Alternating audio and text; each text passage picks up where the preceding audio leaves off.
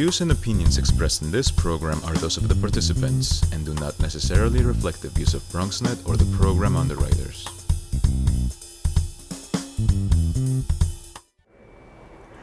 Welcome to the People's Candidate Forum.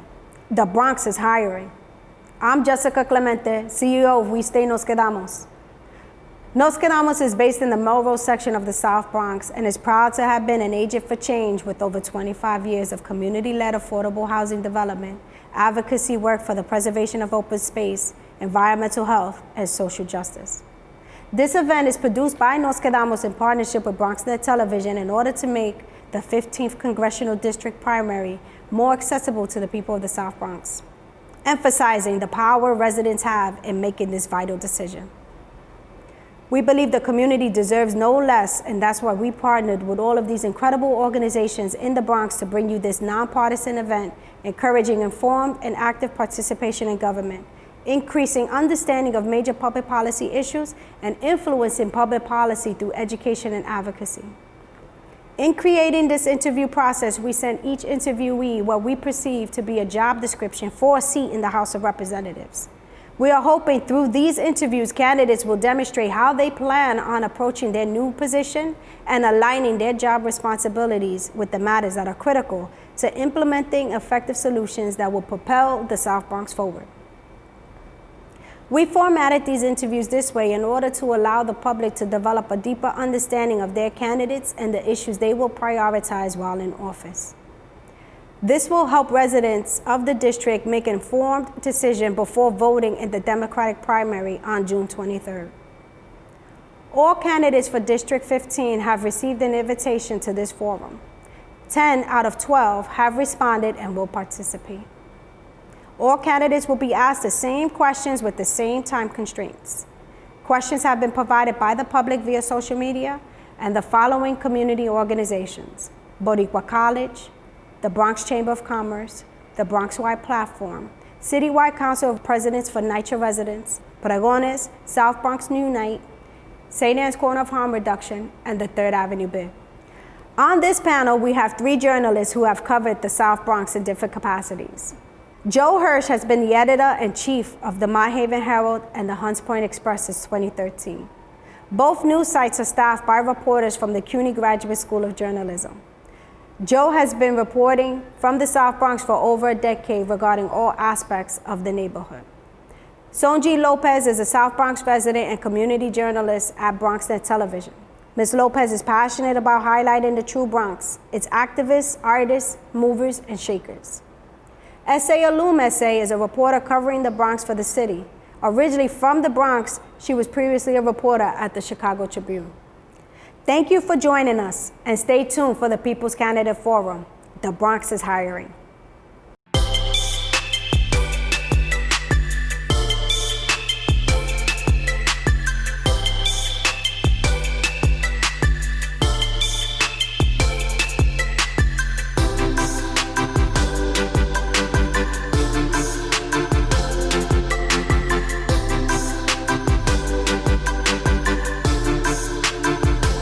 Welcome to the People's Candidate Forum.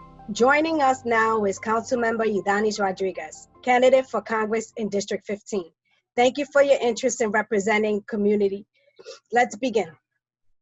I will start off with a question as an icebreaker.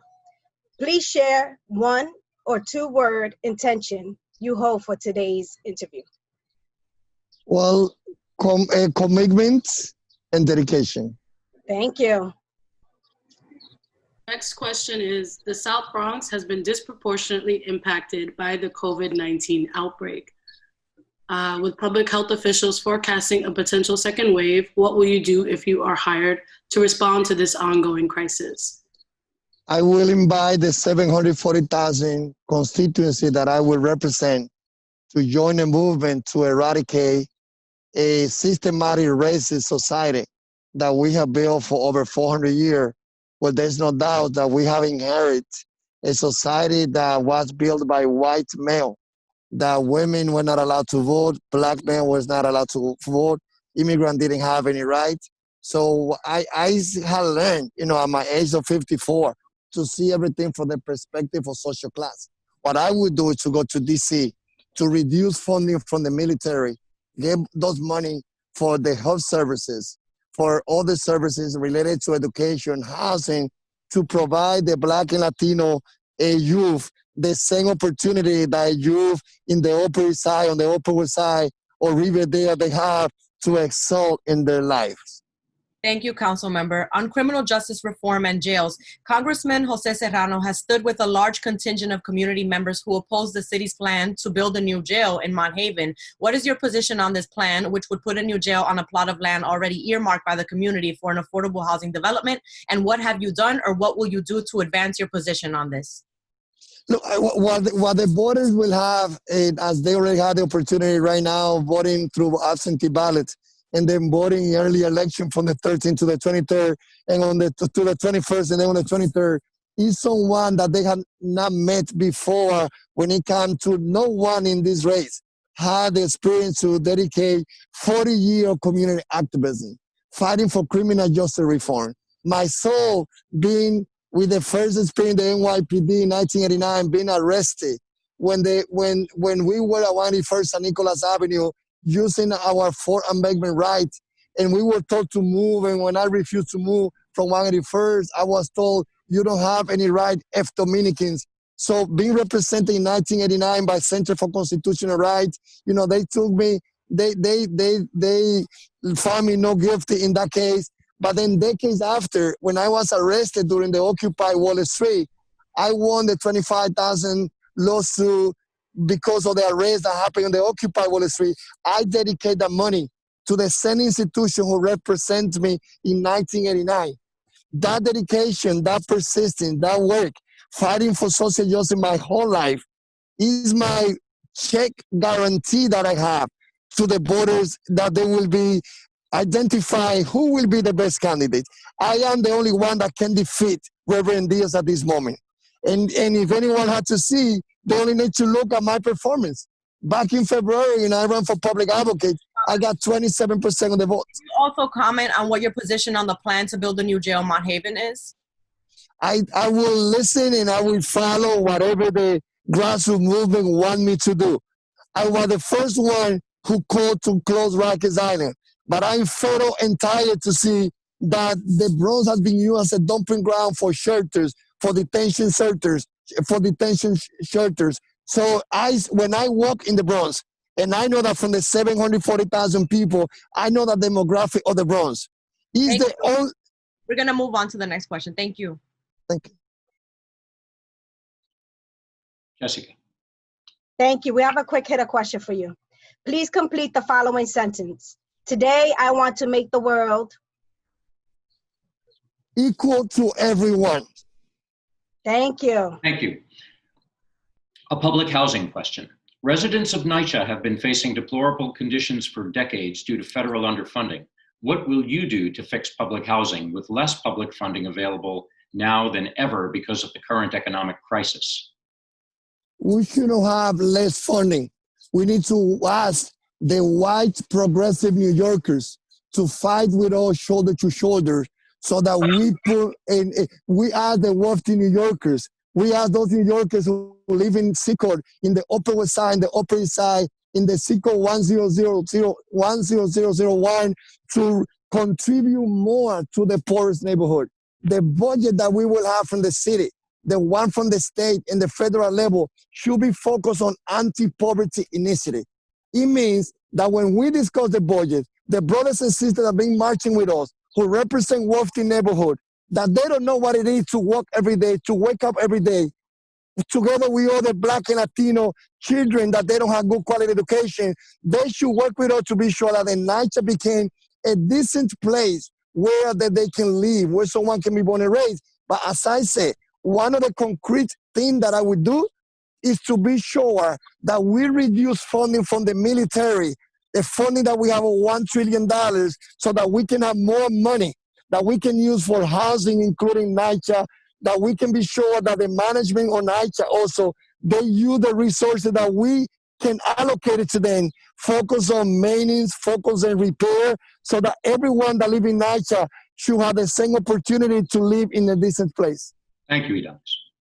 Thank you. Let's talk about affordable housing. just who is it affordable for?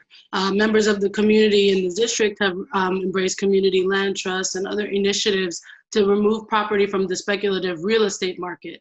What specific actions, if any, will you take to ensure affordable housing and ownership is possible for the people in our community? I believe that building affordable housing has become a business for some people. You know, a lot of people talking about coming in front of a council member, meeting with grassroots movement, and they offer some community benefit.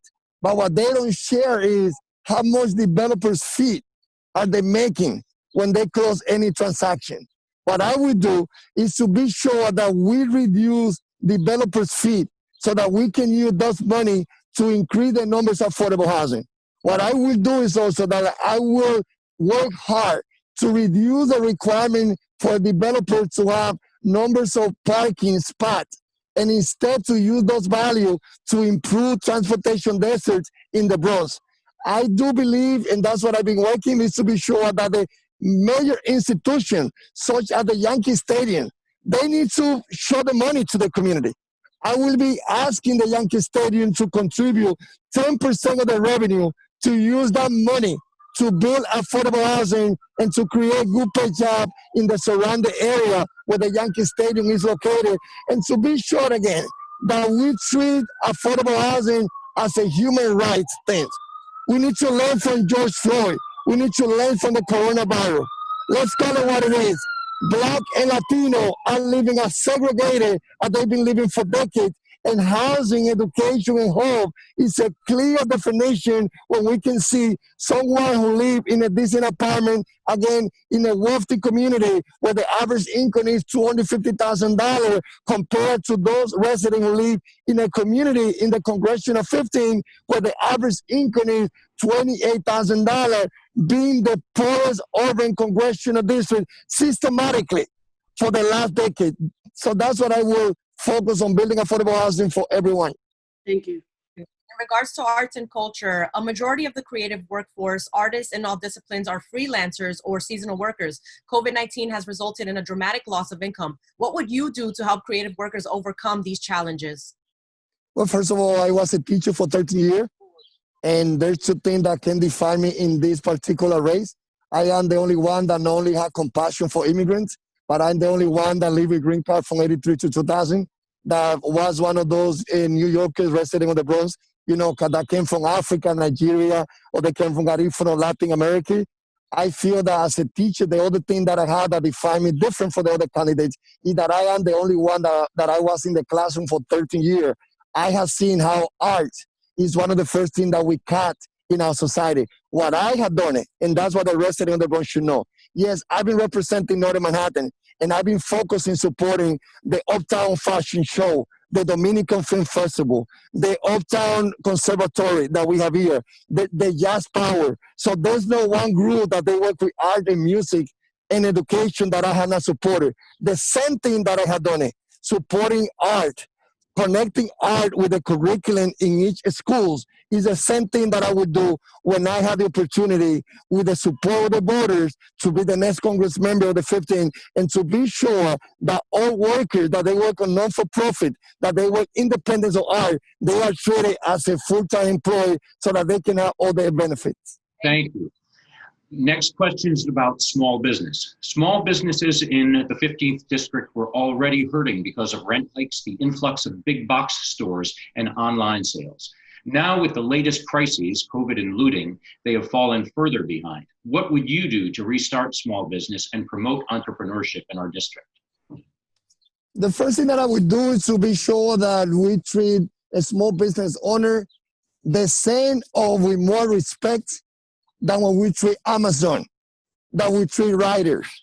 The small business in our city of New York are the ones that create more than 70% of the job. So when we heard that they stay in the city, they was getting ready to give $3 billion to Amazon and no one single dollar to be provided to the small business. That's how one more time we are not showing respect to them. What I have at the council today is a bill, the Small Business Job Survival Act, that I have 29 council members. And the same thing that I aim to approach with this bill, to give fairness to be sure that when small business sign and negotiate the lease, they also get a lease no more than less than 10 years, and supermarket no more than less than 15. And when the lease expires, we will get rid of extortion. No one we have to give $20,000 under the table to get the new lease. I already have a bill at the council. I will work hard to pass this bill here at the council, and I will move a bill in Washington, D.C. to make a federal law, a new fairness on our small businesses, sign lease, renew the leases, so that when the lease expires, the new price of that lease shouldn't be subject to what the property owner wants.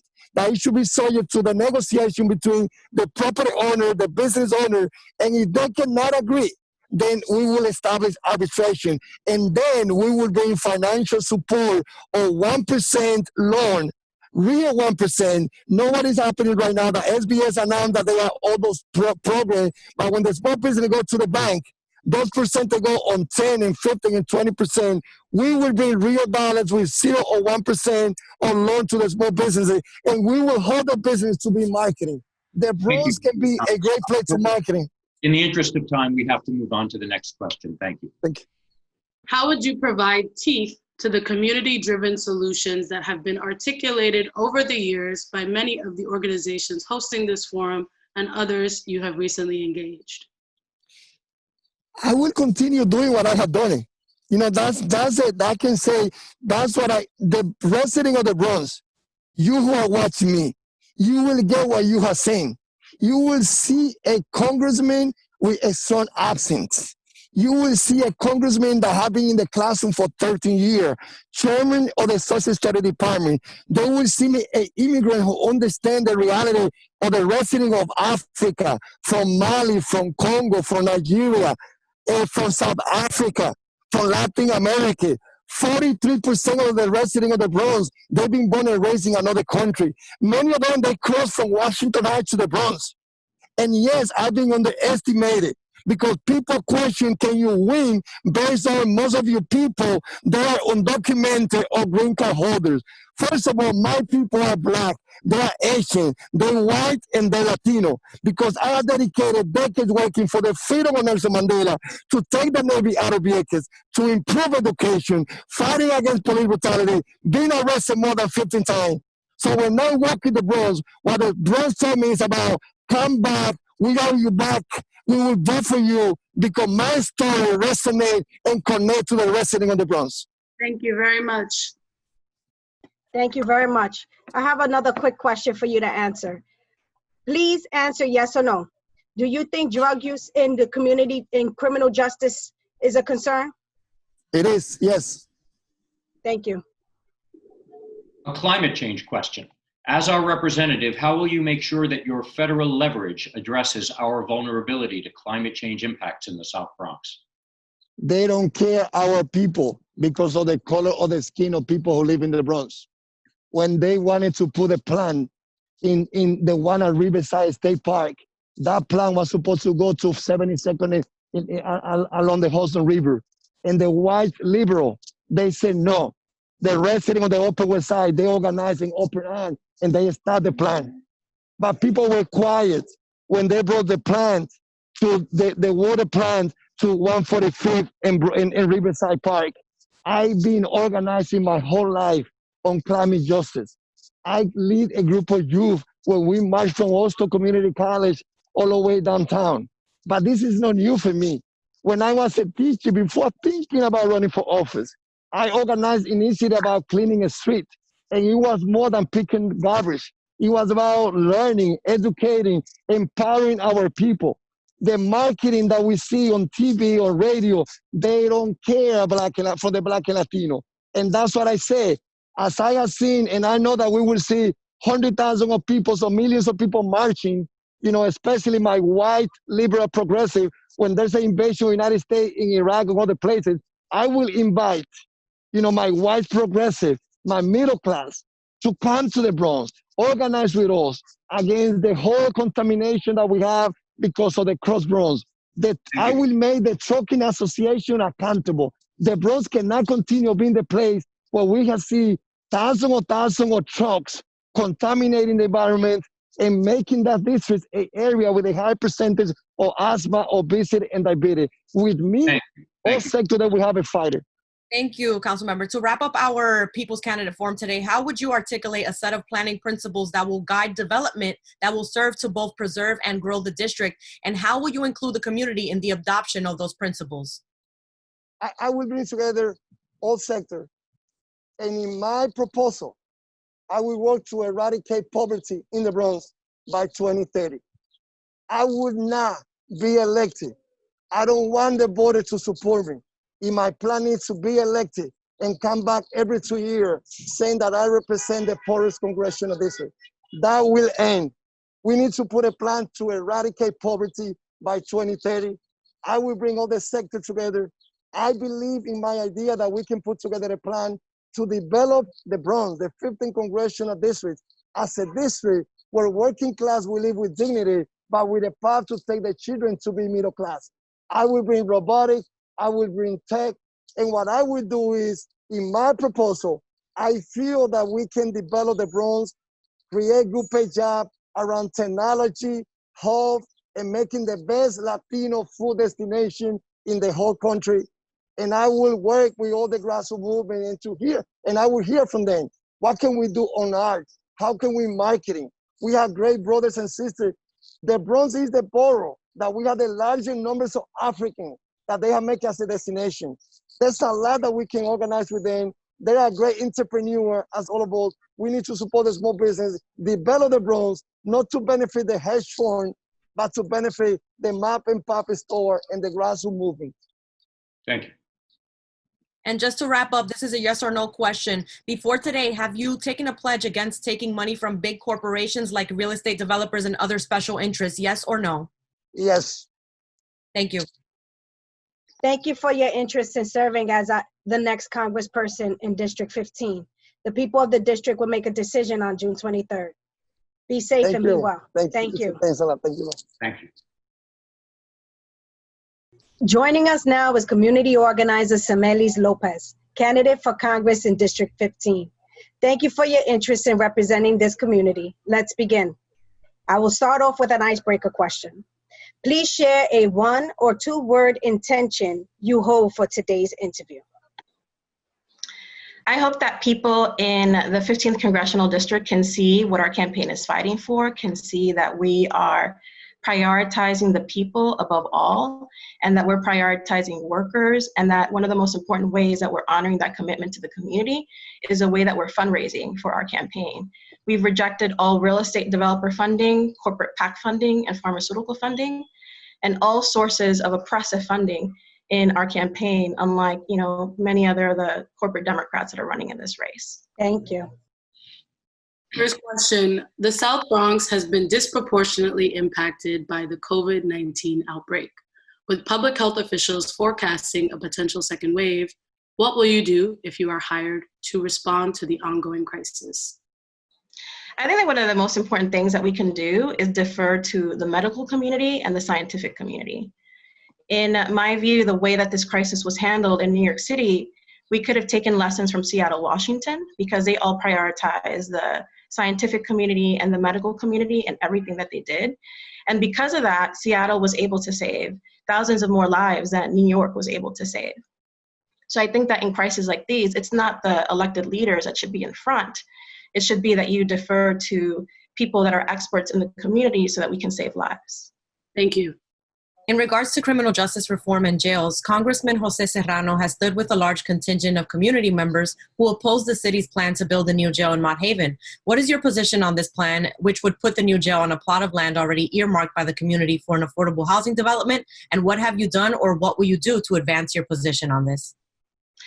Well, I've been speaking out against this plan since day one. I have stood against the $11 billion that was earmarked in the city council to build these 4 new jails throughout the city. I think that what we need to do is take that funding and demilitarize the police and defund the police so that those savings can instead be invested in domestic programs for the community in terms of housing, in terms of education, reparations for the Black community, and community development overall, and community land trusts. So I think that those savings need to be used not for advancing the prison industrial complex, but for making sure that we have funding to address the root causes of poverty here in the community. Thank you. Thank you. I have another quick question for you. Please complete the following sentence. Today, I want to make the world. Today, I want to make the world a place where people don't have to worry about hunger. Thank you. Thank you. The next question is about public housing. Residents of NYCHA have been facing deplorable conditions for decades due to federal underfunding. What will you do to fix public housing with less public funding available than ever because of the current economic crisis? Well, one of the things that I'm really proud in our platform, and this is due to my personal experiences having grown up in the homeless shelter system, I am advocating for what's called a Homes Guarantee, universal housing as a human right in America, which means fully investing in NYCHA, which means building 12 million units of housing over the next decade. That's social housing, that's permanent housing, supportive housing for people in vulnerable situations. And one of the things that I really feel like we should do at the federal level is basically take away the Fair Cloth Amendment, which prevents the new construction of public housing in New York State and other parts of the country. So we need to fight for full reinvestment in NYCHA. We also need to fight against the Rental Administration Program, RAD, which is the acronym, because that basically, is privatizing the NYCHA housing stock. So we need to fight against any attempts to privatize our public housing stock in the community. Thank you. And we also need to work alongside state and local entities so that we can get the rest of the funding that we need, because we not only are owed funding from the federal government, we're also owed funding from the governor and the mayor as well, in terms of NYCHA. Thank you. Still on the subject of housing, I want to move over to affordable housing. Who is it really affordable for? Community members have embraced community land trusts, which take property off the speculative real estate market to develop deeply affordable housing. What specific actions will you take to ensure affordable housing and home ownership for the people in our community? Well, that goes back to the Homes Guarantee platform that I've been running on since I entered this race. That means building those 12 million units that I was talking about. That means looking to the community that wants to implement community land trusts and a democratic sense of ownership over affordable housing and other public goods in the community. That means decommodifying the building of housing. That means building housing that's for people and not for profit. And that means taking on the real estate developer industry and predatory land speculative practices that artificially increase the cost of rent. And then, that also means if you are vying to represent any community at the political level, that you have to reject real estate developer funding, especially if it's luxury real estate developer funding, and anything that we do so that we can uphold the values of the housing justice movement space in the community. Thank you. In regards to arts and culture, a majority of the creative workforce, artists in all disciplines and freelancers or seasonal workers, COVID-19 has resulted in a dramatic loss of income. What would you do to help creative workers overcome these challenges? One of the things that I'm really passionate about in our platform is that I've always advocated for what's called worker cooperatives, so that people in the community can have more of a sense of ownership over the job creation process. And I'm really passionate about things like economic democracy, because right now the economy here in this country is not organized based on the people. It's organized by corporate lobbyists and the corporate elite that basically call the shots and write the tax code. So I think that we need to look at that, revise the tax code, making sure that we don't continuously have corporate bailouts as we've seen throughout the whole time of the coronavirus epidemic.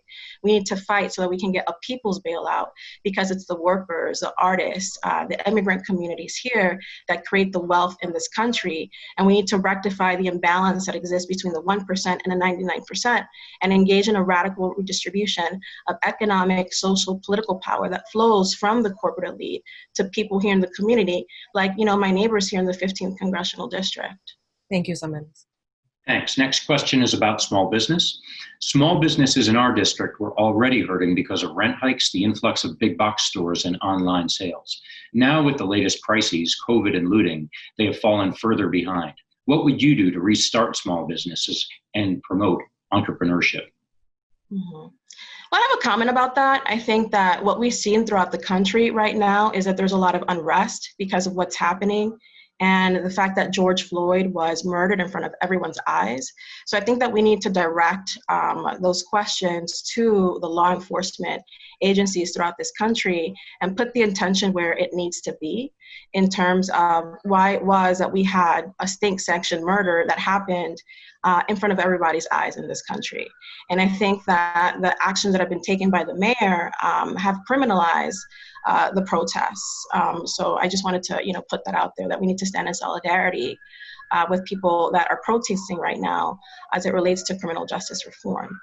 And as it relates to the question that you asked about small businesses, I absolutely agree. I've been having a lot of conversations with people that own businesses here in the community that have not seen the benefits flow from the SBA at the federal level to them because they feel that it's a lot of discrimination, especially women of color owned businesses have faced a lot of discrimination in terms of the underwriting practices because the banks are like, well, we don't know if we can loan you these funds because you're just not bankable, because of where they live, where they come from, what they look like. So that's something that we need to address, the systemic racial issues that has existed as it relates to this coronavirus epidemic because the funds are not getting to the local businesses. And at the local level, we need to fight for things like the Small Jobs Survival Act, which is basically advocating for small businesses, making sure that they have long-term leases, making sure that the property taxes of the landlords that they occupy space in, get passed off to the commercial tenants. So that's something that, we should raise more awareness about and, really challenge the city council to do the right thing and adopt that piece of legislation because I think that would make a big difference in people's lives. Thank you. Next question is a really important one that comes to us from community members looking for a specific answer here.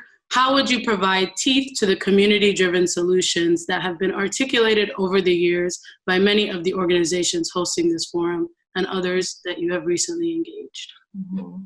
Right. So, I stand in solidarity with every community-based organization in the Bronx. I know that there's a Bronx-wide platform that's grassroots-driven, that's about a federal jobs guarantee, homes guarantee, advocating for community land trust, demilitarizing and defunding the police. I stand with all of that. I think the real question is, we understand that we have the same values and we're fighting for the same things, but how are we going to pay for it? And I think that in terms of how we can pay for these ambitious policy proposals, we could basically look at rolling back tax cuts of the last 20 years, $2 trillion under Trump, $6 trillion under the Bush administration. I think that we need to tax Wall Street and take away from the corporate elite to give to the poor. We need to look at Elizabeth Warren's wealth tax of 2%.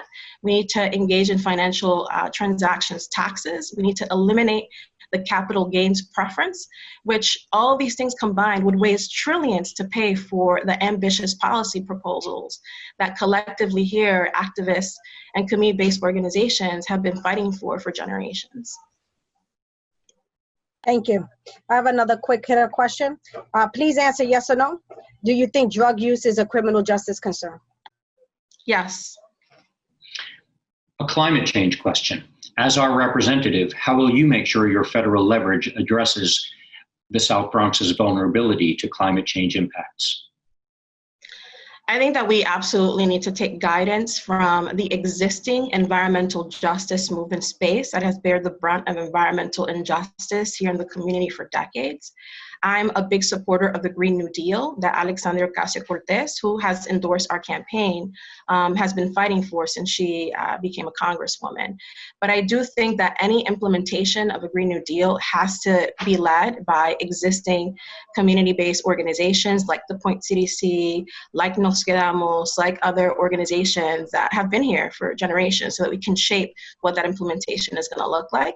And in terms of local hiring as well, that can be connected to a federal jobs guarantee because we should think about reaching out to people here locally that can access the green jobs of the future. And we need to decarbonize the New York City Housing Authority as well, because a lot of them are living with moldy conditions.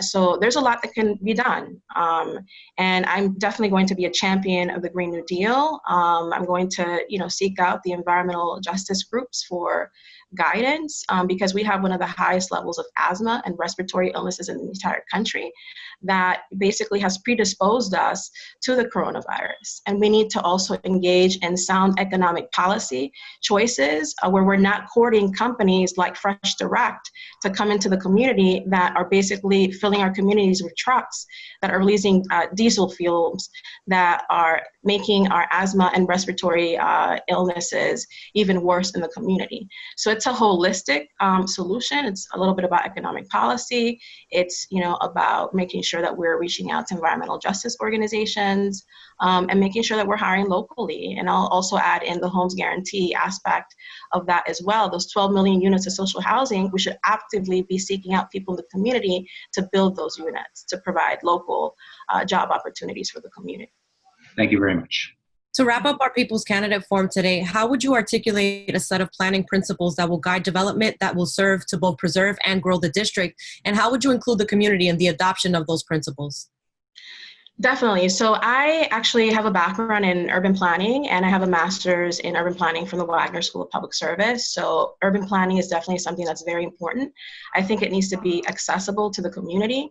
I think that when you look locally to things like the ULUP process, which is the Uniform Land Use Review Procedure, that's a very oblique process that not a lot of people in the community understand.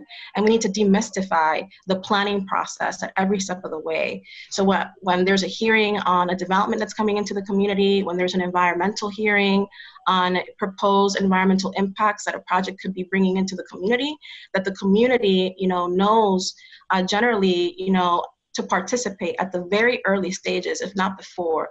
And the community board should, provide that resource to educate people about zoning, about the development process, about the importance of making your voices be heard in the planning process. And I feel like the planning process that we have right now doesn't necessarily plan with our vision and our needs in mind. So we need to make ourselves be heard as a community and participate and be proactive so that we can shape the development that happens in the community so that the community can have more of a sense of ownership.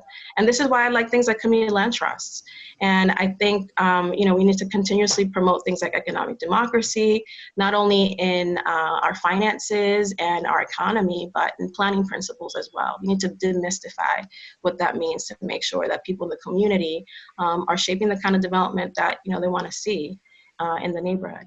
Right. Thank you. And you gave your position on this earlier, but just for the sake of clarity, please answer yes or no. Before today, had you taken a pledge against taking money from big corporations like real estate developers and other special interests? Oh, absolutely.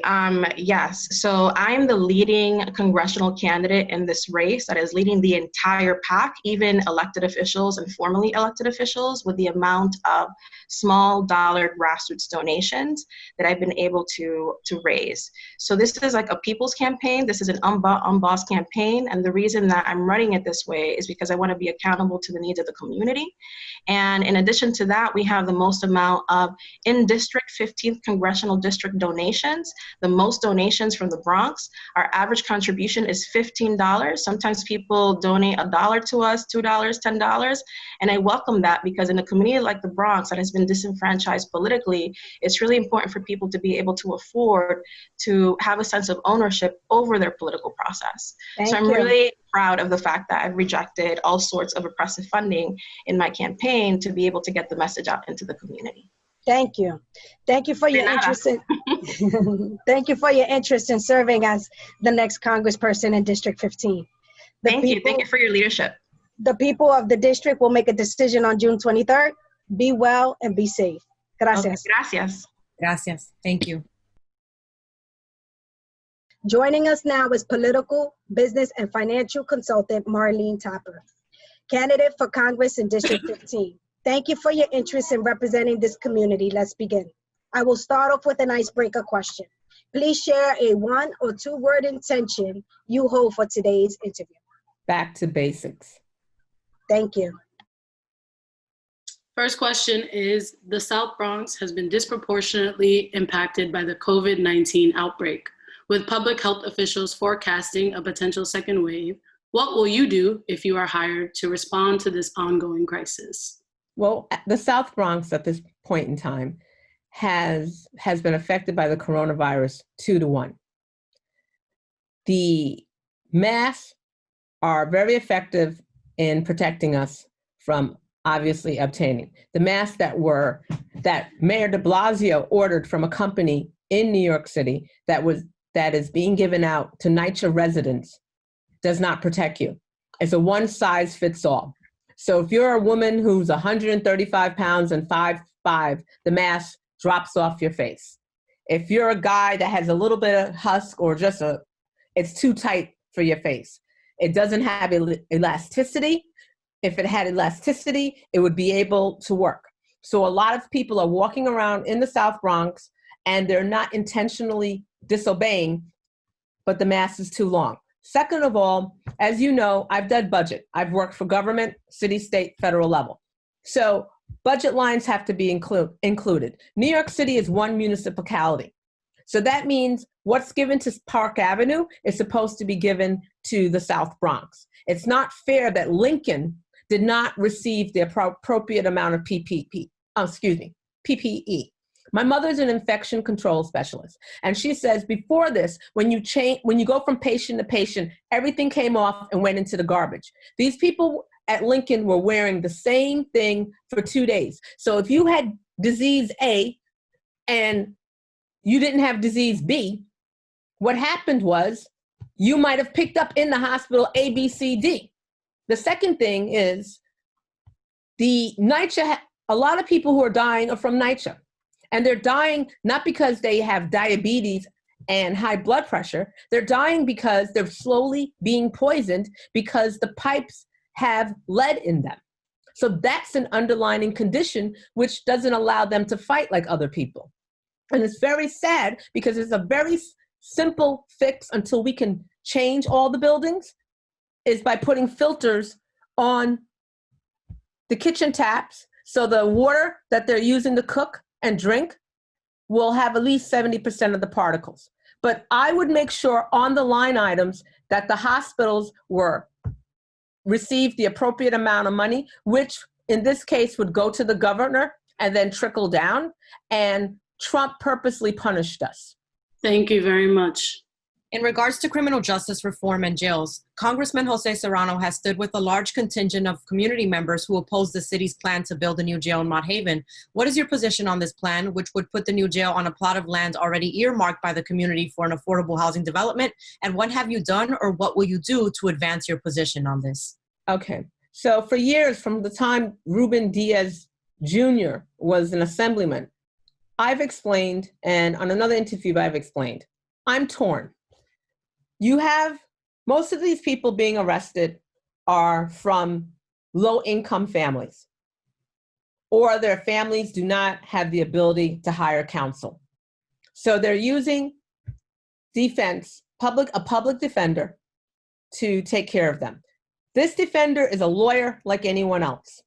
She has rules to follow, and the only way she can take care of her client is being able to meet with them on a regular basis to build a proper defense. Most attorneys do not want to go on to Rikers Island. Rikers Island is always shutting down. They close it. I've been closed on Rikers Island. I can't even tell you for how many times. Sometimes it's for a half hour. Sometimes it's for 4 hours when they shut down. That means if an attorney comes on at 9 o'clock in the morning or 10 o'clock in the morning and they shut down, court starts back normally at 2 o'clock. 1 to 2 is the break. That attorney can be sanctioned if it happens too many times for not returning to court for the cases that are on the calendar. But statistically, the people who have been in jails, not on Rikers, met with their attorneys on a regular basis and have less convictions because their attorneys were actually able to work with them, take the information, bring it back, research, and come back and forth. So they had an actual dialogue going on. So when they went to court, they were represented in the best way. Thank you. Thank you. I have a quick hitter question. Please complete the following sentence. Today I will make the world. Today I will make the world a safer place. Thank you. Thank you. Our next question is about public housing. Residents of NYCHA have been facing deplorable conditions for decades due to federal underfunding. What will you do to fix public housing with less public funding available than ever because of the current economic crisis? Okay, well, I've worked at City Hall for a long time, and I've run for City Council, and also I've worked as a consultant for several council members. NYCHA has mismanaged the money. There's a percentage of apartments that are empty, and the budget is not being done accordingly. We're paying $1,000 to $1,500 a night for homeless people when we could fix those apartments and place them into those homeless people into apartments. Secondly, the federal government has come in already to tell NYCHA that HUD, who gives the funds for all housing throughout the United States, has come in and said that NYCHA here in New York City was misallocating the money. It's egregious. You have mold, you have asbestos, and you have lead. Last year, there were several lawsuits that were brought against the city because children under 6 were found with high levels of lead in their bodies. And we all know that our brains don't form till we're 25 years old. So if you have a newborn's baby is mush. It's like cotton. You're putting lead into this person. And then you're giving it a state exam at 3rd grade, and you're saying that you know this person's going to go to prison. But however, you are technically slowing them down and poisoning them. So they don't have the ability on the same level in certain businesses. The venom, the feces from those it's ridiculous. It's in the air. It's just poison everywhere. The South Bronx has 700,000 kids with asthma. It's unacceptable. 2 to 1 for the rest of the city, 6 to 1 for the rest of the country. Thank you. Let's talk about affordable housing. Who is it really affordable for? Community members have embraced community land trusts, which in theory would take property off the speculative real estate market to develop deeply affordable housing. What specific actions will you take to ensure housing and home ownership for the people of our community? I would attempt to pass legislation that would block a certain amount of land federally for low-income housing. De Blasio said he was establishing low-income housing. That's not low-income housing if you've gone on there. They have apartments where you need $200,000 income to be able to obtain it. What's being built in the South Bronx, if you notice, and I'm not against anyone, but these apartments are very, very expensive.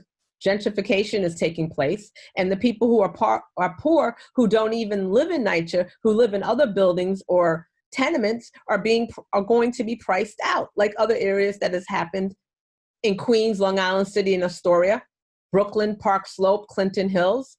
The same thing is coming to the South Bronx, and it's starting by the courthouses. And it's absolutely ridiculous, because people are entitled by the Constitution a place to live. They're entitled to a home. And we are not providing that. A majority of the creative workers, the workforce, artists in all disciplines are freelancers and or seasonal workers. COVID-19 has resulted in a dramatic loss of income for them. What would you do to help creative workers overcome those challenges? Well, I don't agree with the federal bill that was put together in the first place. It has corporate bailouts. Small business owners and people I've helped go into business have filled out multiple applications. They can't obtain funding. They're going under. The whole allocation is ridiculous. People who make over $1 million are getting more money than people who make $100,000. Actually, it cuts off at around $80,000. You won't get the $1,200.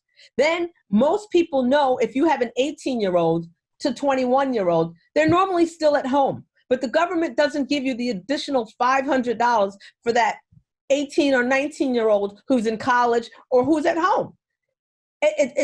It's ridiculous, and it should be done per capita. You can't expect a person in New York City to be given the same amount of money as somebody in Kentucky or in a rural area. Thank you. $1,200 for 10 weeks is ridiculous. Thank you. The next question is about small business. Small businesses in the 15th district were already hurting because of rent hikes, the influx of big box stores, and online sales. Now, with the latest crises, COVID and looting, they have fallen further behind. What would you do to restart small business and promote entrepreneurship in our district? Well, I look back to the leadership under Christine Quinn.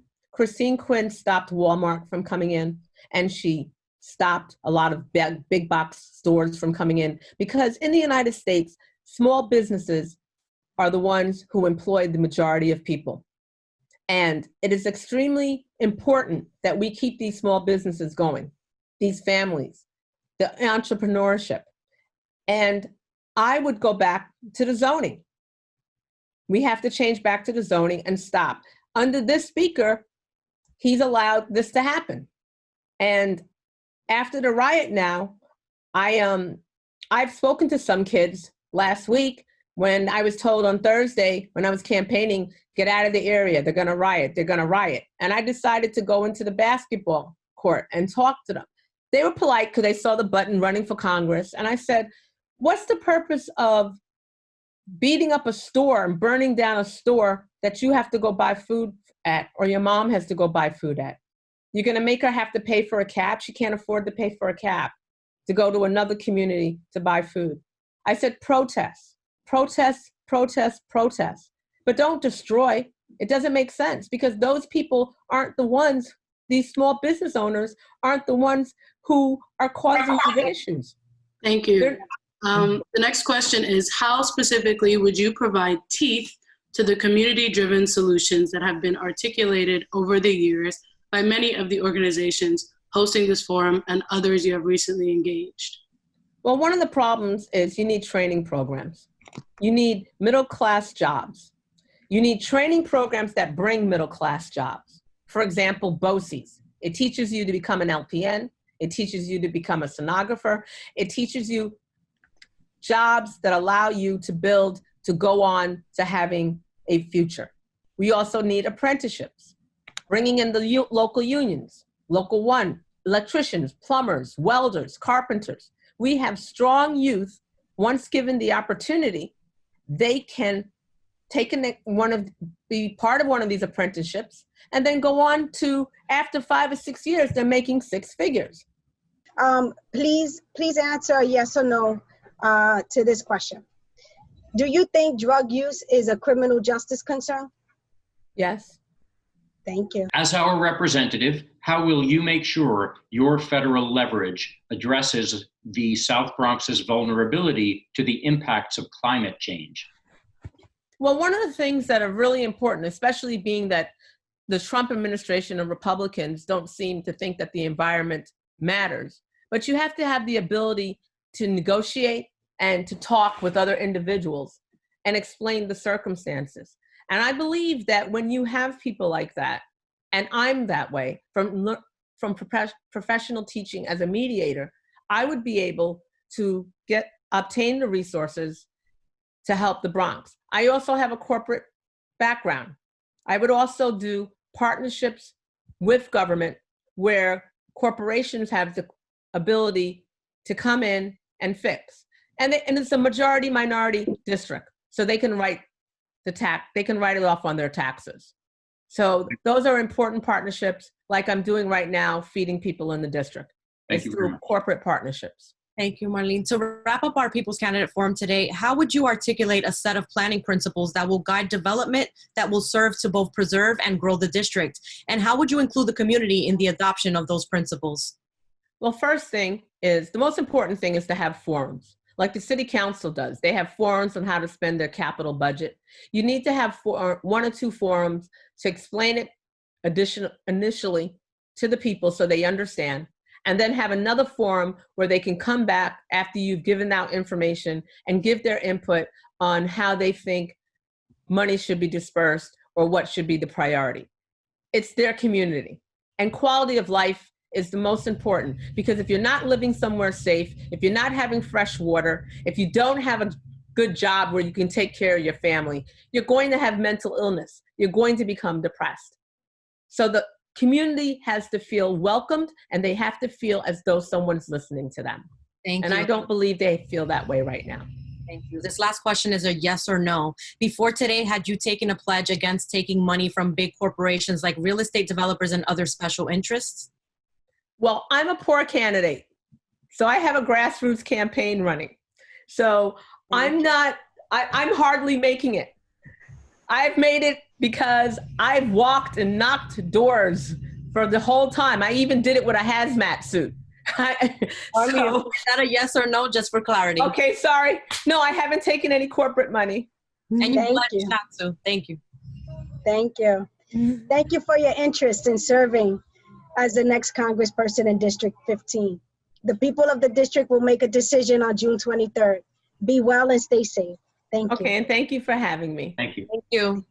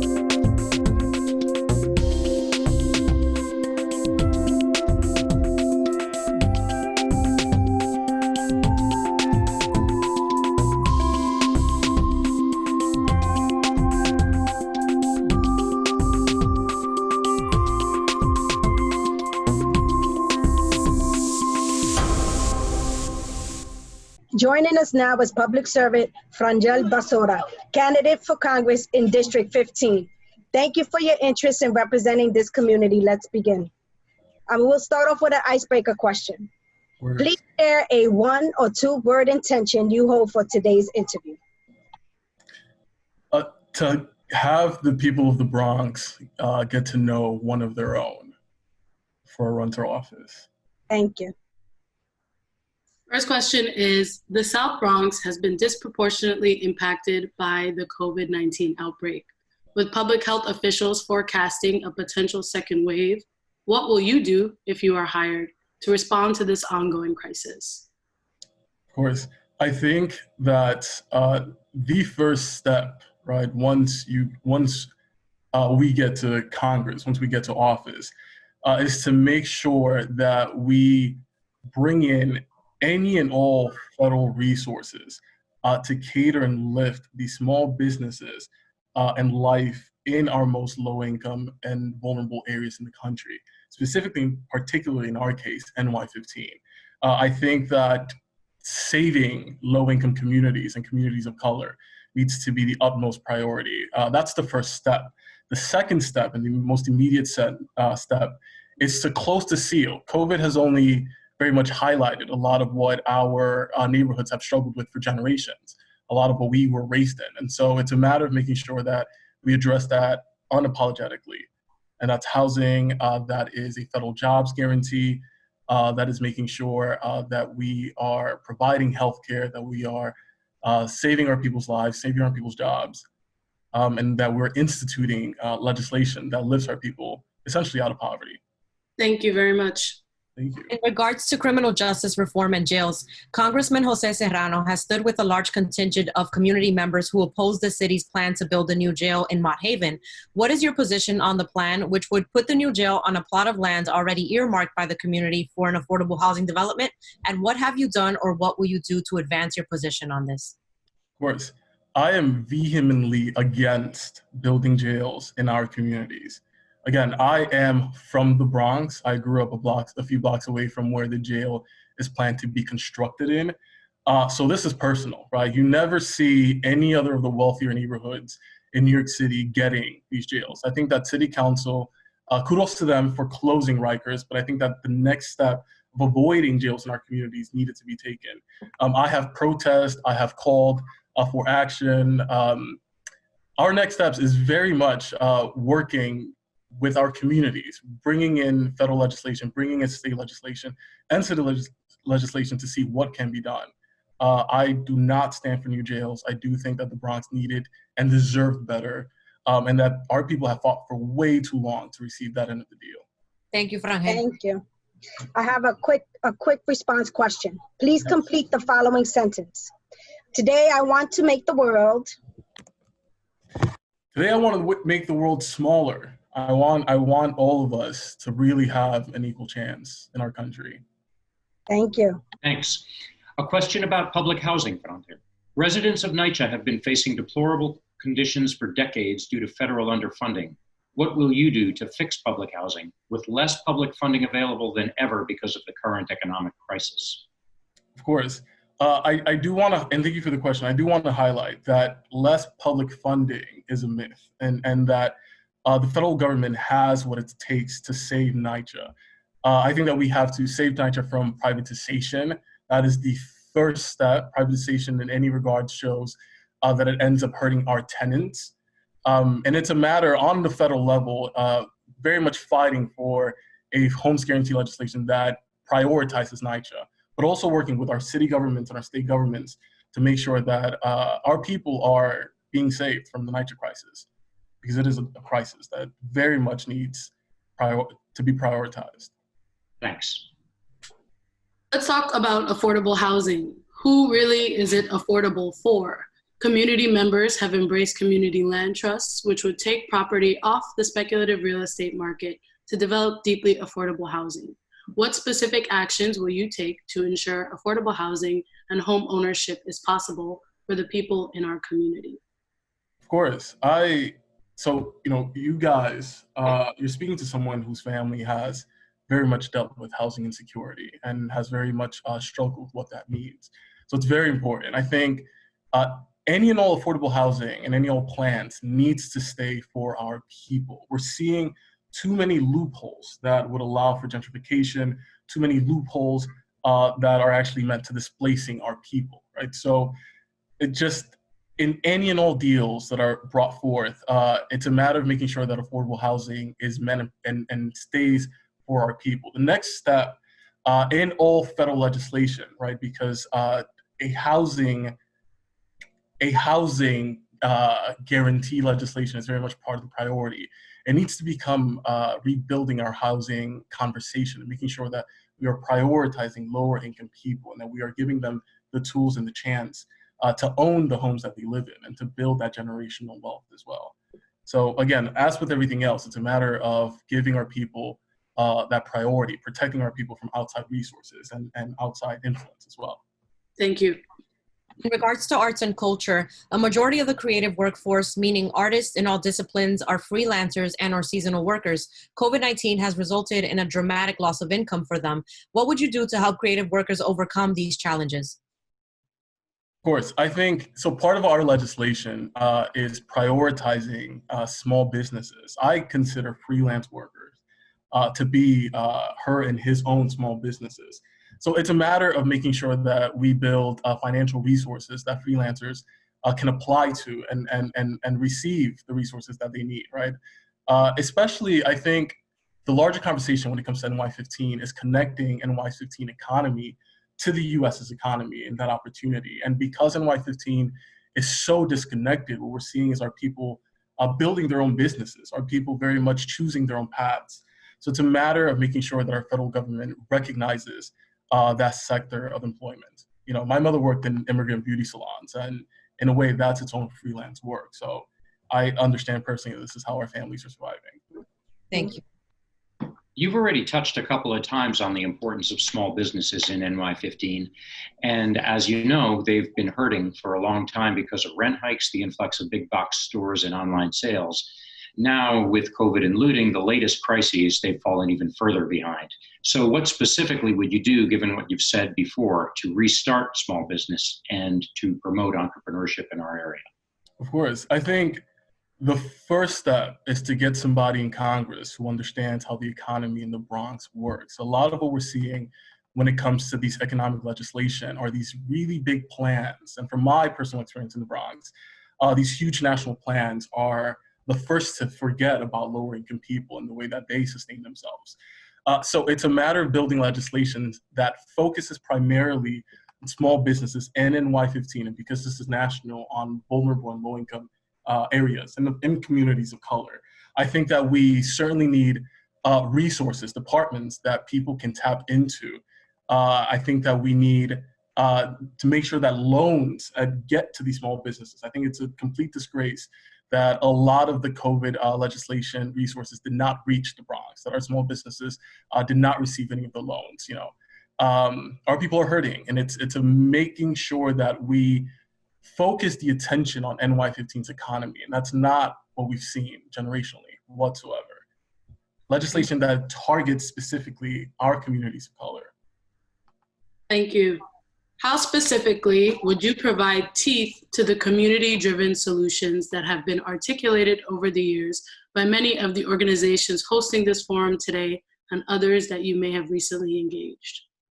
Of course. I'm assuming we're speaking about small businesses, or are we just opening this up to general? More broadly, yeah. More broadly. I think so right now, the biggest concern, right, is our criminal justice, just our criminal justice system, right? I'm a big believer that we need to decrease incarceration by at least 50%. I think that on the state and national, specifically New York State level, we need to reform and repeal 58 to make sure that we are receiving transparency from police forces. I think that we need to reform police unions to make sure that we're protecting our people. When it comes to specifically our goals of lifting our people out of poverty, part of that is a mental health revolution, right, in which we change the way that mental health is addressed in lower income communities. Part of that is a federal jobs guarantee that makes sure that working to sustain a family isn't just a privilege, but a right in the United States of America. And the last but not least part of that is to making sure that housing is a human right, right? That we're fighting for the homes guarantee legislation, and that we're focusing and targeting our legislation for specifically NY15 and lower income communities throughout the country. Thank you. So I have a quick response question for you. Please answer yes or no. Do you think drug use is a criminal justice concern? No, I think it is a public health concern. Thanks. How will you make sure your federal leverage addresses, or how will you make sure that you use your federal leverage to address the South Bronx's vulnerability to the impacts of climate change? Of course, I think that a lot of what that looks like is making sure that our federal body understands that African and Hispanic bodies are targets to climate change. The way that a lot of the conversation is looking now is just a blank check that's just being provided for the whole country. A lot of it is about class justice. A lot of this is about race justice. So it's making sure that we tailor our legislation to communities of color, as opposed to, and I think that that's a start to changing how we are addressing climate change in our country. To wrap up our People's Candidate Forum today, how would you articulate a set of planning principles that will guide development that will serve to both preserve and grow the district?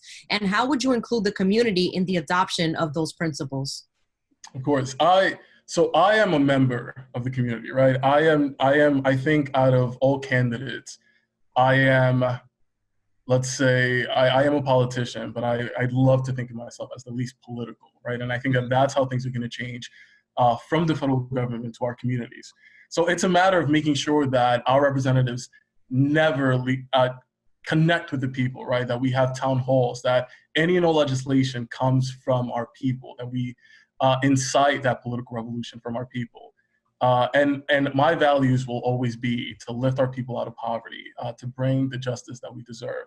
And what that looks like, among many different things, is housing as a human right in legislation.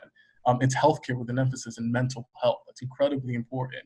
You address mental health, you help poverty in all of our communities. And it's making sure that working is a right in the United States.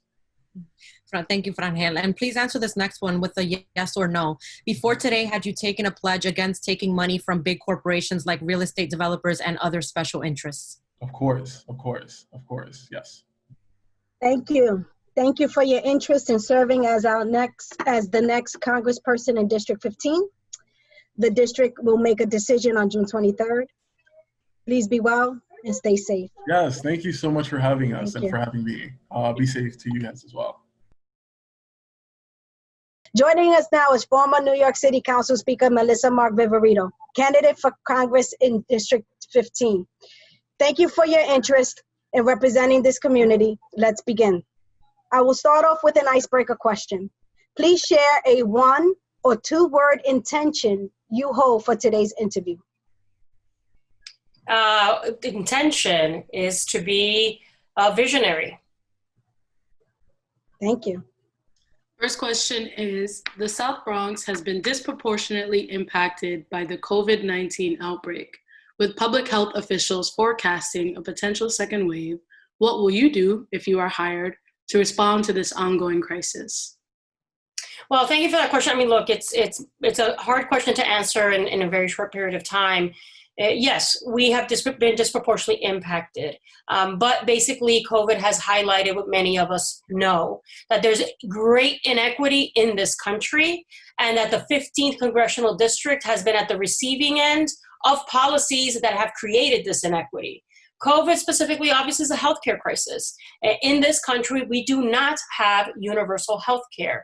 I believe in a Medicare for all system and something that we have to fight for and that we have the ability to enact, and that the crisis we are in now should definitely allow us to understand that we have a moment in time to push for substantive transformative change when it comes to our healthcare system. Additionally, we also need to build up our community health-based infrastructure. That means community clinics. That means federally qualified healthcare agencies, making sure that the federal government is putting more money so that we can put more services in communities that have these disparate and disproportionate impacts. And that's important.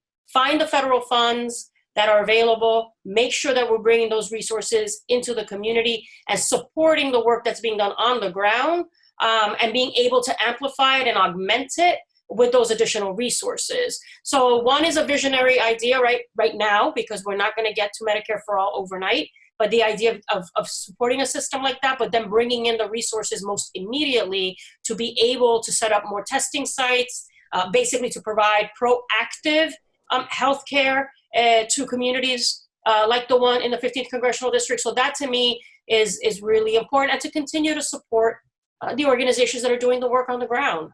That is the way that we really are going to address the needs of the constituents in the district. Thank you. And a quick follow-up on the universal health care point, the resources point. How do you propose the federal government pay for a universal health care plan? Well, look, this is, as with any conversation, when we were having the conversation on ACA, there was town hall meetings and conversations with communities across the country. We have to be aggressive about engaging with our communities, me as a congressional representative, to really have a conversation with communities about why a universal system is critically important, and also how do we arrive at it. So it is always about where our priorities are, right? It is always about what, are we gonna have corporations pay their fair share when you have a Bezos who's actually making billions of dollars in this pandemic and they are not paying corporate taxes? There is ways that we can address the issue of resources and being able to pay for those things that are going to improve the quality of life of the constituents of the 15th Congressional District and communities across the country.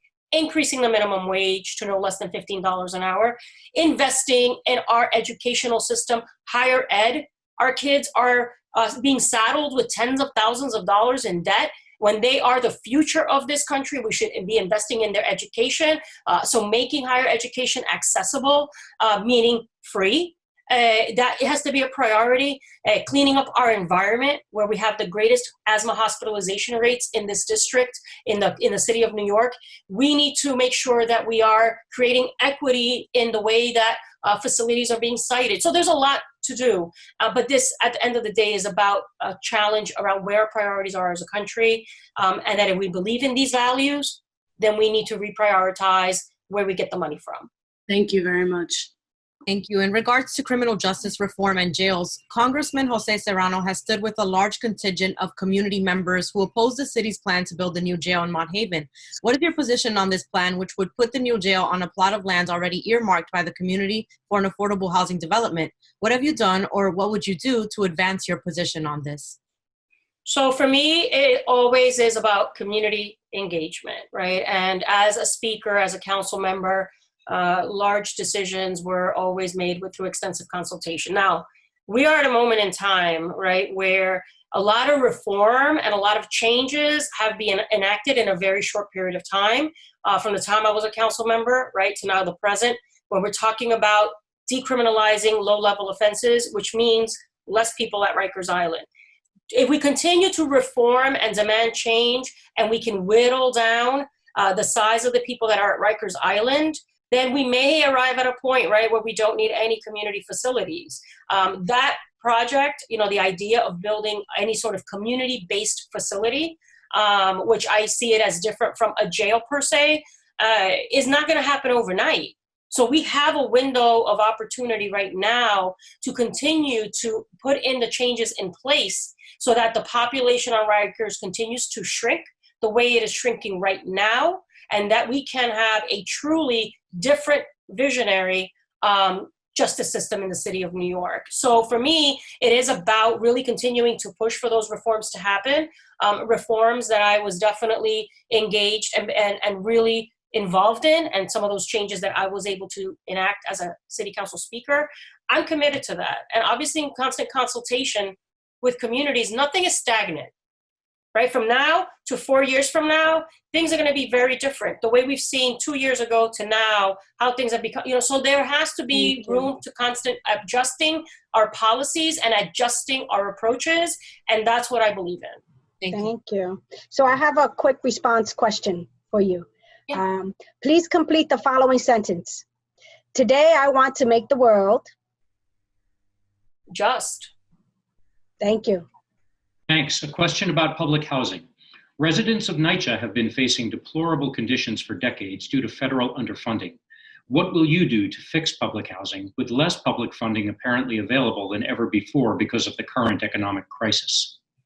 Look, I agree with you that unfortunately we have seen the federal government kind of walking away from a commitment to public housing. I don't think that has to be the way, right? I believe, and I did sign on to the Homes Guarantee platform, which means, and has as part of it, us that believe in that and being congressional representatives of fighting to make sure that not only public housing, but truly affordable housing is a major investment from government. We need to have that as a reality. Also, there are a lot of other cities where public housing makes up a large percentage and a critical, a valuable housing stock, as it is here in New York. I've always said public housing is the most important and the cornerstone of affordable housing in the city of New York, and we cannot walk away from it. So building coalitions with other cities where public housing is as important as it is for us, and making sure that we are mobilizing communities around the country to make this an issue, one that is front and center, is important. Also fighting to make sure that in terms of capital repairs fund, that there is a consistent commitment every year to invest millions and billions of dollars in that fund so that it can help support existing public housing and improve the quality of that housing. Our housing stock here is older and therefore needs more maintenance and more repair. And those repairs have been forgotten over time, and therefore now we are in a real crisis. So the idea of investing in a fund where we can provide for those repairs. So I'm not giving up, on the federal government walking away from its responsibility to social housing, which is basically government subsidized housing. We need to build more of it. And the Homes Guarantee has a commitment to build millions of housing units, and I'm committed to that and fighting for that. So that's where I am. I represented the most public housing in the country, was in my city council district. This congressional district has the most also in the country. So I am committed to public housing. I have been a champion, a fighter, and I will continue to be that in Congress as well. Thank you. Thanks. I didn't want to have you say too much on that last question, because I do want to ask you now about affordable housing. Who is it really affordable for? You know, community members in this district have embraced the concept of community land trusts, which would take property off the speculative real estate market to develop deeply affordable housing. What specific actions will you take to ensure that there is affordable housing and home ownership for people in our community? Okay, so that's a good question, and I'm proud to say that I was city council speaker. I pushed, based on advocates, I always want to give credit to the advocates, who came to me and said that they wanted to establish a community land trust.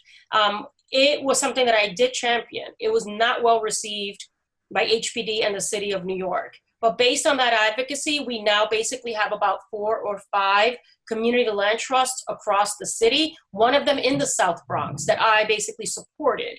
The idea of community wealth is really important. That is what a community land trust allows for, right? It really leveraging land, being able to create jobs, being able to create affordable housing. When we talk about worker cooperatives, that also is an idea of community wealth. I believe in those mechanisms, and I want to be an advocate in Congress that would support, right, and provide resources to efforts like the creation of community land trusts and encourage that to happen across the country and have support from the federal government in doing that. That is the way that you, again, like I said, you create that community wealth model, which I'm so strongly supportive of. So that is definitely something. Changing the area median income, we've all talked about that, all right? That New York City gets lumped in with Connecticut and other areas is not really getting at the heart of what the true affordable number should be for New York City and for the Bronx. And so that has to be something that is a federal formula. So that has to be changed at the federal level. And then the investing of public dollars, of government dollars in the subsidizing and creation of affordable housing, part of that being homeownership opportunities. That's definitely something that government should be involved in to make it easier for people to be able to purchase and build that level of personal wealth for their families. It's important. Thank you very much. In regards to arts and culture, a majority of the creative workforce, meaning artists in all disciplines, are freelancers and or seasonal workers. COVID-19 has resulted in a dramatic loss of income for them. What would you do to help creative workers overcome these challenges? Well, look, I mean, you know, the federal solutions, unfortunately, federal government doesn't work as quickly as I believe they should. But the responses so far that have been adopted in Congress are really insufficient for the needs of people, right? They're not centered on the needs of people. The fact that you have our immigrant communities, particularly the undocumented, left out, the gig workers, the the freelancers.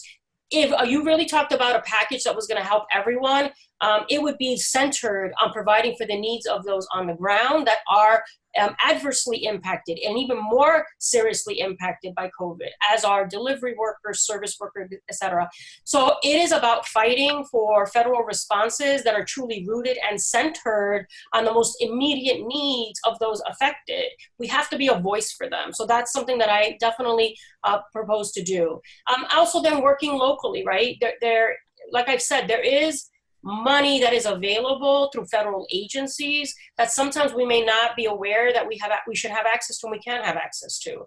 I want to be able to help organizations on the ground that are doing that frontline work be able to navigate the federal system, find out where resources exist that they could probably tap into, and then work with the local city, right? The city and state through the small business services, et cetera, are trying to provide some sort of relief for these workers that you've mentioned as well. So we have to be very creative in our thought process and continue to demand that government be responsive, first and foremost, to the frontline workers. And that's what I'm going to lend my voice to that and be a part of that conversation. The next question is around small businesses.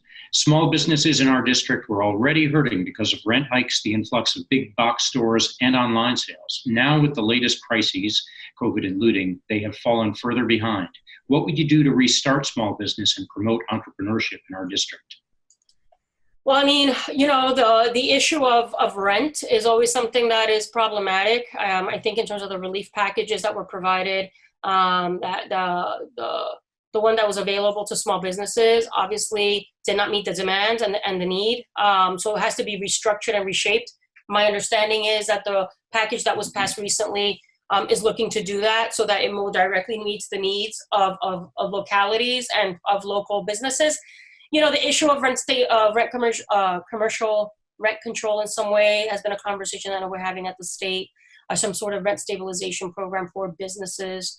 But the issue of grants and making low interest, or not even, I would say grants, not even loans, grants available to small businesses as a way of helping them stabilize and be able to survive in this climate is something that I definitely support. I know that there is some advocacy that is happening around those issues, but I would want to support more federal funding with no strings attached, unlike what has been approved in the past.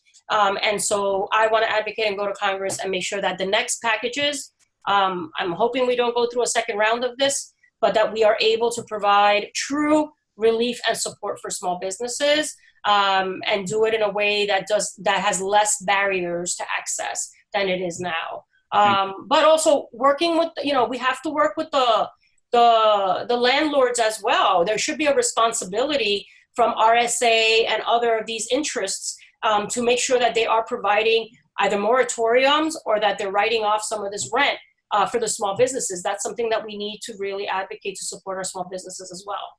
Thank you.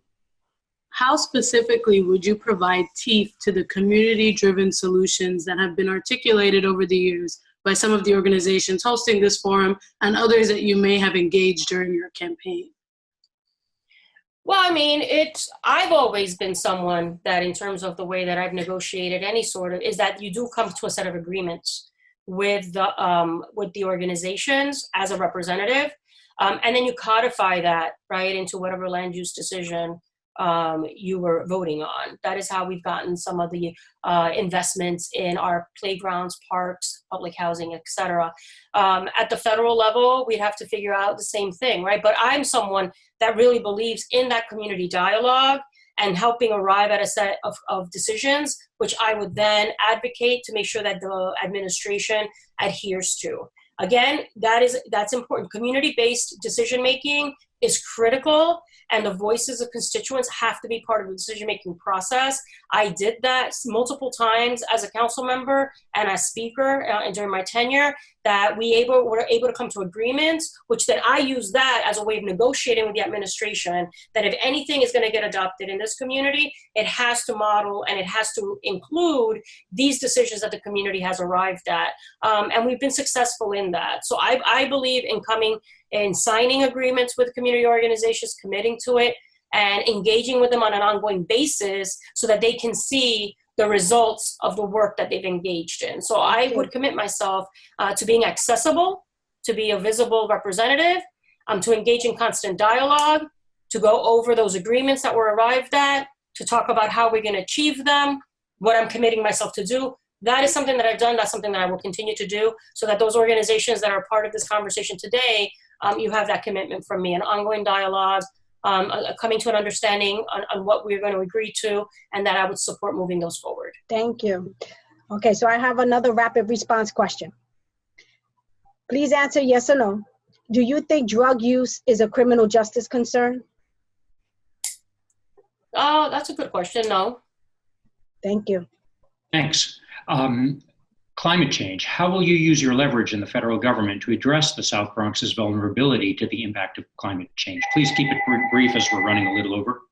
Yeah, I mean, basically this is about, we need more. The EPA needs to strengthen, right, its regulations against, they've been obviously deregulating substantially under this administration, supporting the Green New Deal, which includes, right, being able to invest in communities to make sure that they're dealing with resiliency issues. I believe the waste transfer stations and the siting of facilities needs to change. I believe in creating a whole brand new job sector through the creation of renewable energy, right, and the jobs that it can create, which are quality jobs. So all of that is incorporated in the Green New Deal, and also that it provides investments in public housing to make it more resilient and obviously cutting down on emissions. So the Green New Deal is something that I definitely support, and I think in enacting that, it will be very, very helpful to the 15th Congressional District. Thanks. To wrap up our People's Candidate Forum today, how would you articulate a set of planning principles that will guide development that will serve to both preserve and grow the district? And how would you include the community in the adoption of these principles? So I know that there's a lot of work that already has been done. So I think it's important to validate that.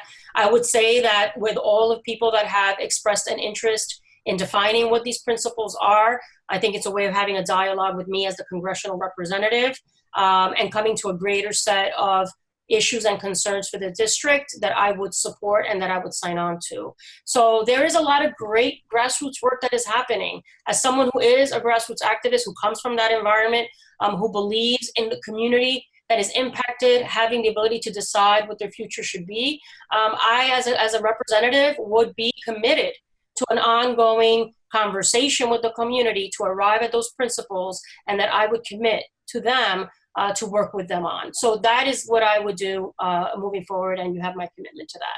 Thank you, Melissa Mark. And please answer this next one with a yes or no. Before today, had you taken a pledge against taking money from big corporations like real estate developers and other special interests? Yes, I have.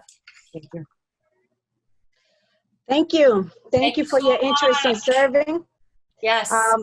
As the next congressperson in District 15, the people of the district will make a decision on June 23rd. Be well and stay safe. Thank you. Thank you. Thank you. Joining us now is co-founder of Black Lives Matter Greater New York, Shavona Newsom, candidate for Congress in District 15. Thank you for your interest in representing this community. Let's begin. I'll start off with an icebreaker question. Please share a 1 or 2 word intention you hold for today's interview. I want the world, the Bronx, because that is my world, born and raised. I want people to know who I am and what I stand for, and I absolutely want them to know that I will fight for them as I've done in my career for the betterment of my life. Thank you. First question is, the South Bronx has been disproportionately impacted by the COVID-19 outbreak. With public health officials forecasting a potential second wave, what will you do if you are hired to address this ongoing crisis? Well, without being elected, I addressed the crisis on April 1st, that's April 7th, in a letter to Governor Cuomo asking for more testing sites, because we saw the numbers coming out of Chicago, and also on our Facebooks and social media, where I'm so in touch with so many Bronx residents, so many people were dying. And then I also created the People's Food Program in conjunction with Black Lives Matter Greater New York. As of date, we fed 6,000 people door to door. So once I'm elected to office, it will give me way more resources. It will give me the ability to create a greener space here, because that's why we're having a hard time fighting diseases the same way we had with Legionnaire's disease in 2015. We have so many pre-existing conditions because of the environmental injustices we face. So I look forward to having bigger resources and more of a platform to help, in addition to the things I've already started grassroots here on the ground in the Bronx. Thank you. In regards to criminal justice reform and jails, Congressman Jose Serrano has stood with a large contingent of community members who oppose the city's plan to build a new jail in Mont Haven. What is your position on the plan, which would put the new jail on a plot of land already earmarked by the community for an affordable housing development? And what have you done, or what would you do to advance your position on this? In regards to criminal justice reform, that's the reason why I sound so raspy.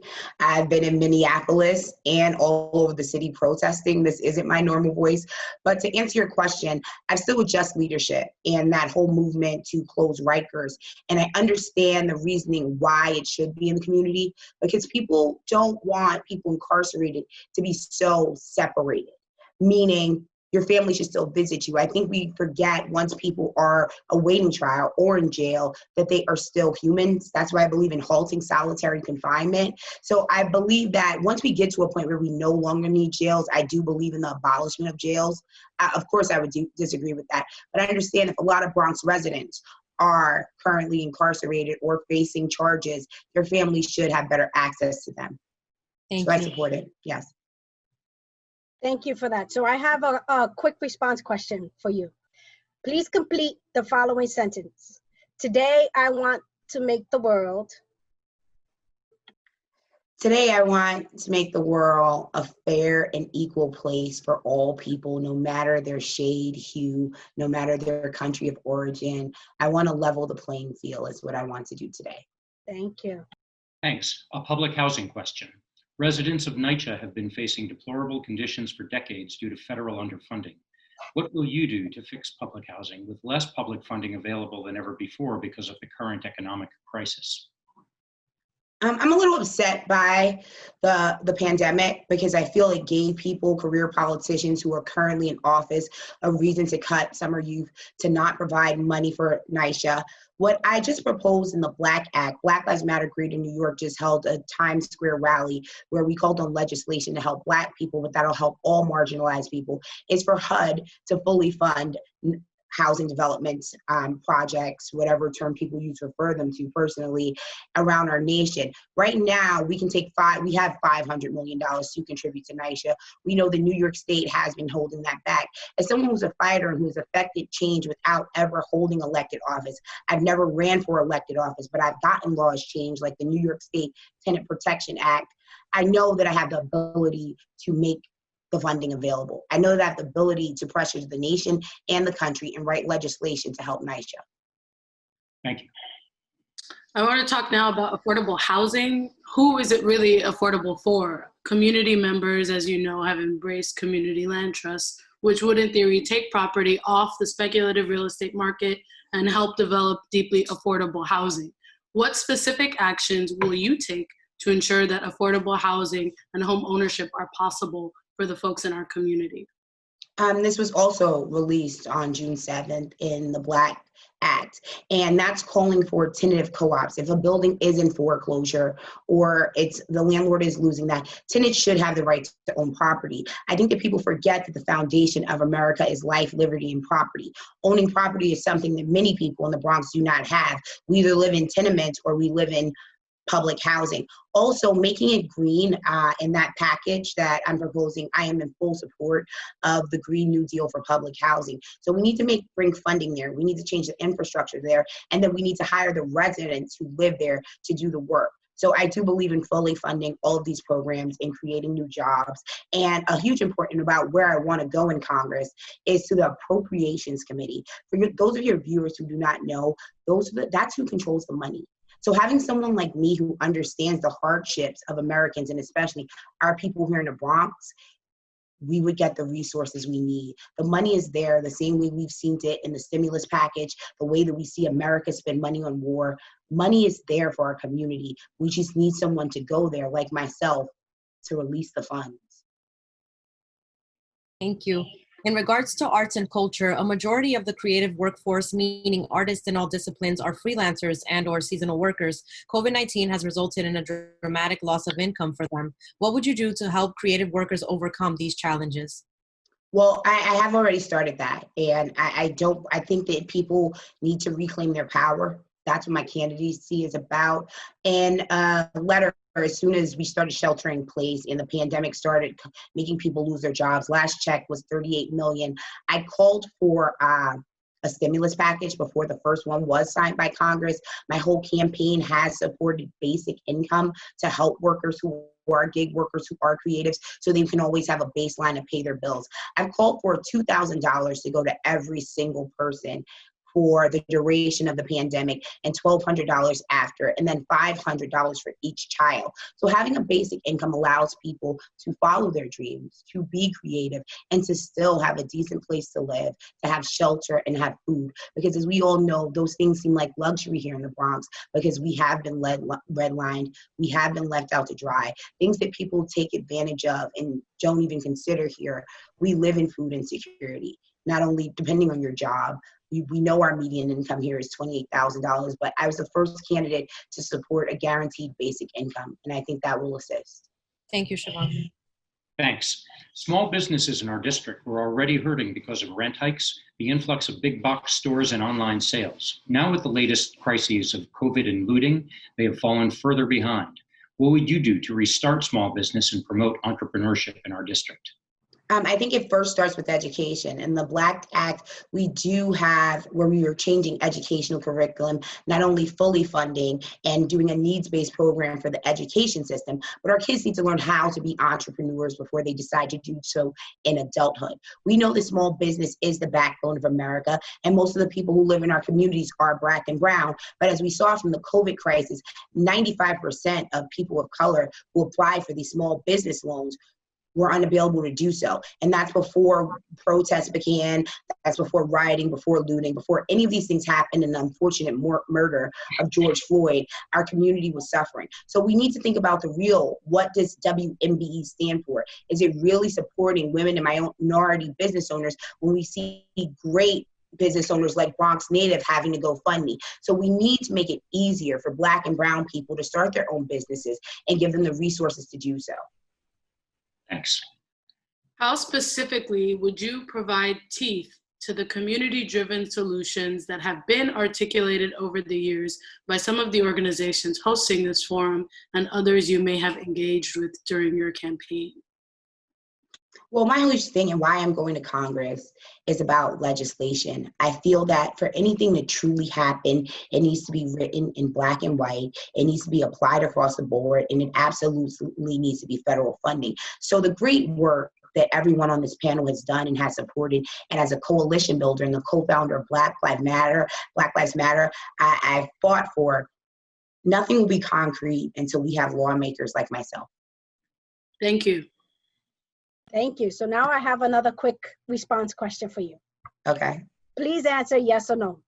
Do you think drug use is a criminal justice concern?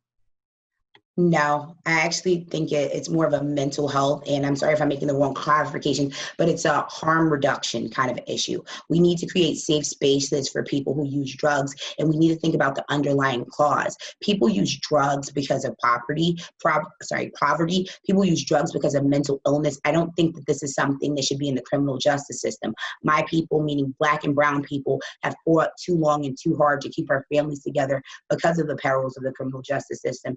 So I do not want to send someone who has an illness, because that's what drug addiction is, into the criminal justice system. Thanks. Thank you. How will you use your leverage in the federal government to address the South Bronx's vulnerability to the impact of climate change if you're elected?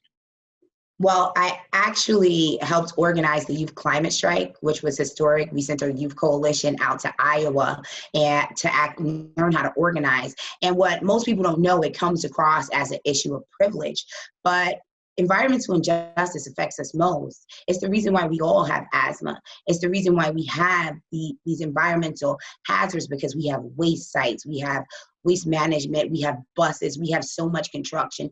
We need federal restriction on this. We need to open up parkland. We need to harden the regulations for people and businesses coming in, like some of my competitors have allowed Fresh Direct to come in to our district, knowing that we don't even utilize Fresh Direct and their trucks are idling. I think that we need more money to create urban farmings. We need more greener spaces, and we need to train our people here on how to get a great job creating solar farms and green new jobs, wind turbines. So that's what I would use my power to do. Thanks. To wrap up our People's Candidate Forum today, how would you articulate a set of planning principles that will guide development that will serve to both preserve and grow the district? And how would you include the community in the adoption of those principles? I believe that everything is a collective. What people don't know about when you run for Congress is that you get to hire social workers, you get to hire community people, you get to have these meetings, and everything I've done in my life has been a collective. There has been no I. Of course, it'll be my name on the ballot on June 23rd, but I look forward to working with the people who are working on the ground, such as yourself, such as the people who are headlining environmental injustice, criminal justice reform. And I want to make a way for that before creating a policy, because this campaign has taken no corporate money, no PAC money. We don't owe anyone anything but the people of the Bronx. So that allows us to draft policies from the community, not from lobbyists. Shivani, you just brought up the next question, but just for clarity's sake, yes or no, before today, had you taken a pledge against taking money from big corporations like real estate developers and other special interests? I honestly didn't even know it was a pledge. I just knew that it was the right thing to do. So I encourage anyone, we can send over our Act Blue list. That's where candidates collect money. There are no real estate people on my list. There are none. It was just the right thing to do. I didn't feel a need to formally state it. It was just, even in co-founding Black Lives Matter Greater New York, I never took this organization. We never took any corporate dollars, our chapter. We never took any special government money. It was because once you start taking money from those people, you lose your voice and you lose your integrity. And the Bronx deserves a candidate who comes unbought and unbossed. That's why they need to come out and vote in support of me. Thank you. And thank you. Thank you for your interest in serving as the next congressperson in District 15. The people of the district will make a decision on June 23rd. Be well and stay safe.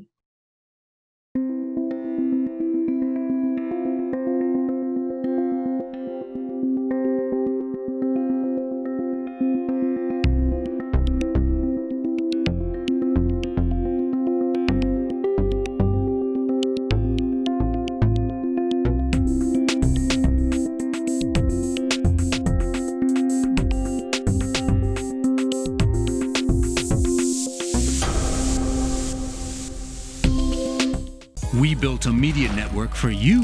BronxNet TV.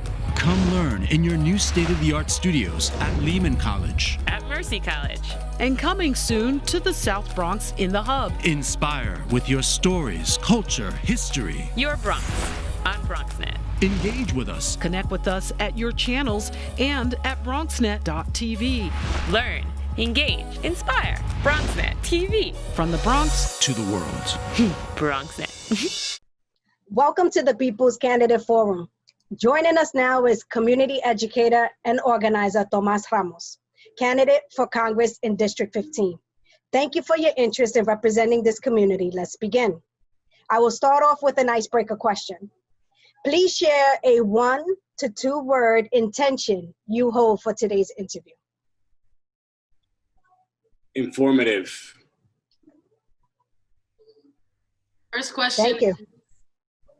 The South Bronx has been disproportionately impacted by the COVID-19 outbreak. With public health officials forecasting a potential second wave, what will you do if you are hired to respond to this ongoing crisis? So I will continue doing what I've been doing and serving my community through the Bronx Rising Initiative, which I founded in early March prior to Governor Cuomo shutting down the state.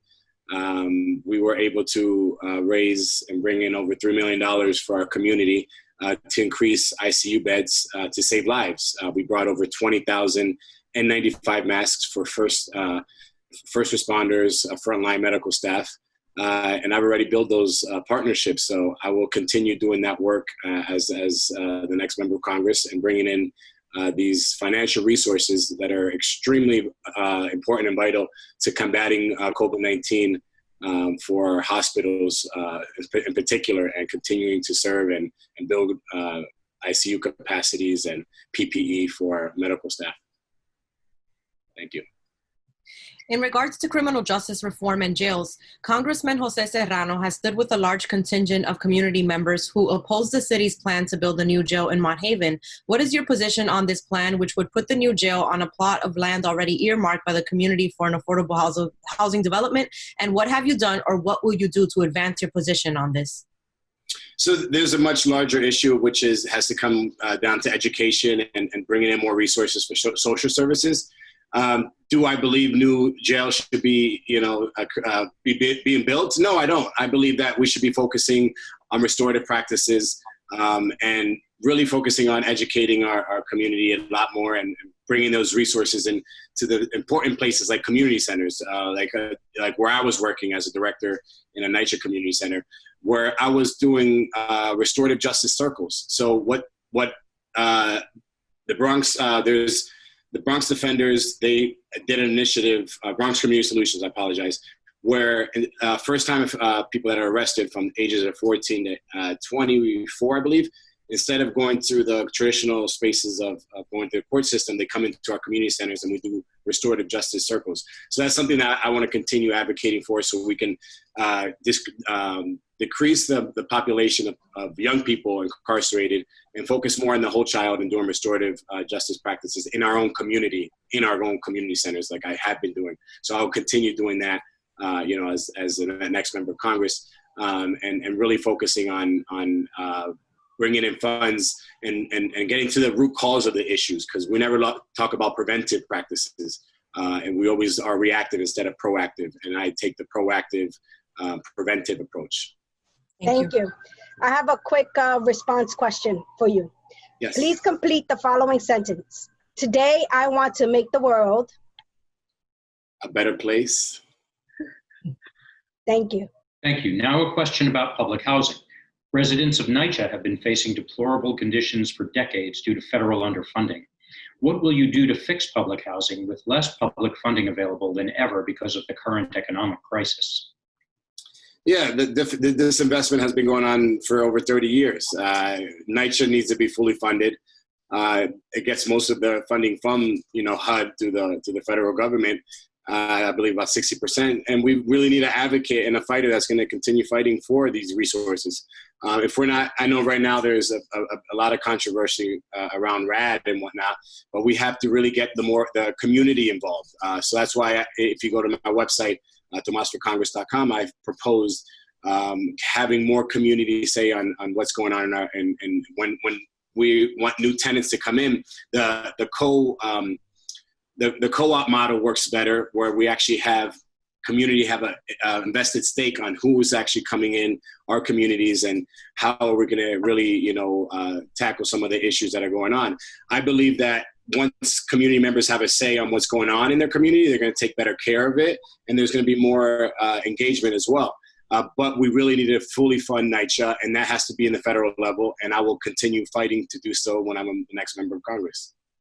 Thank you.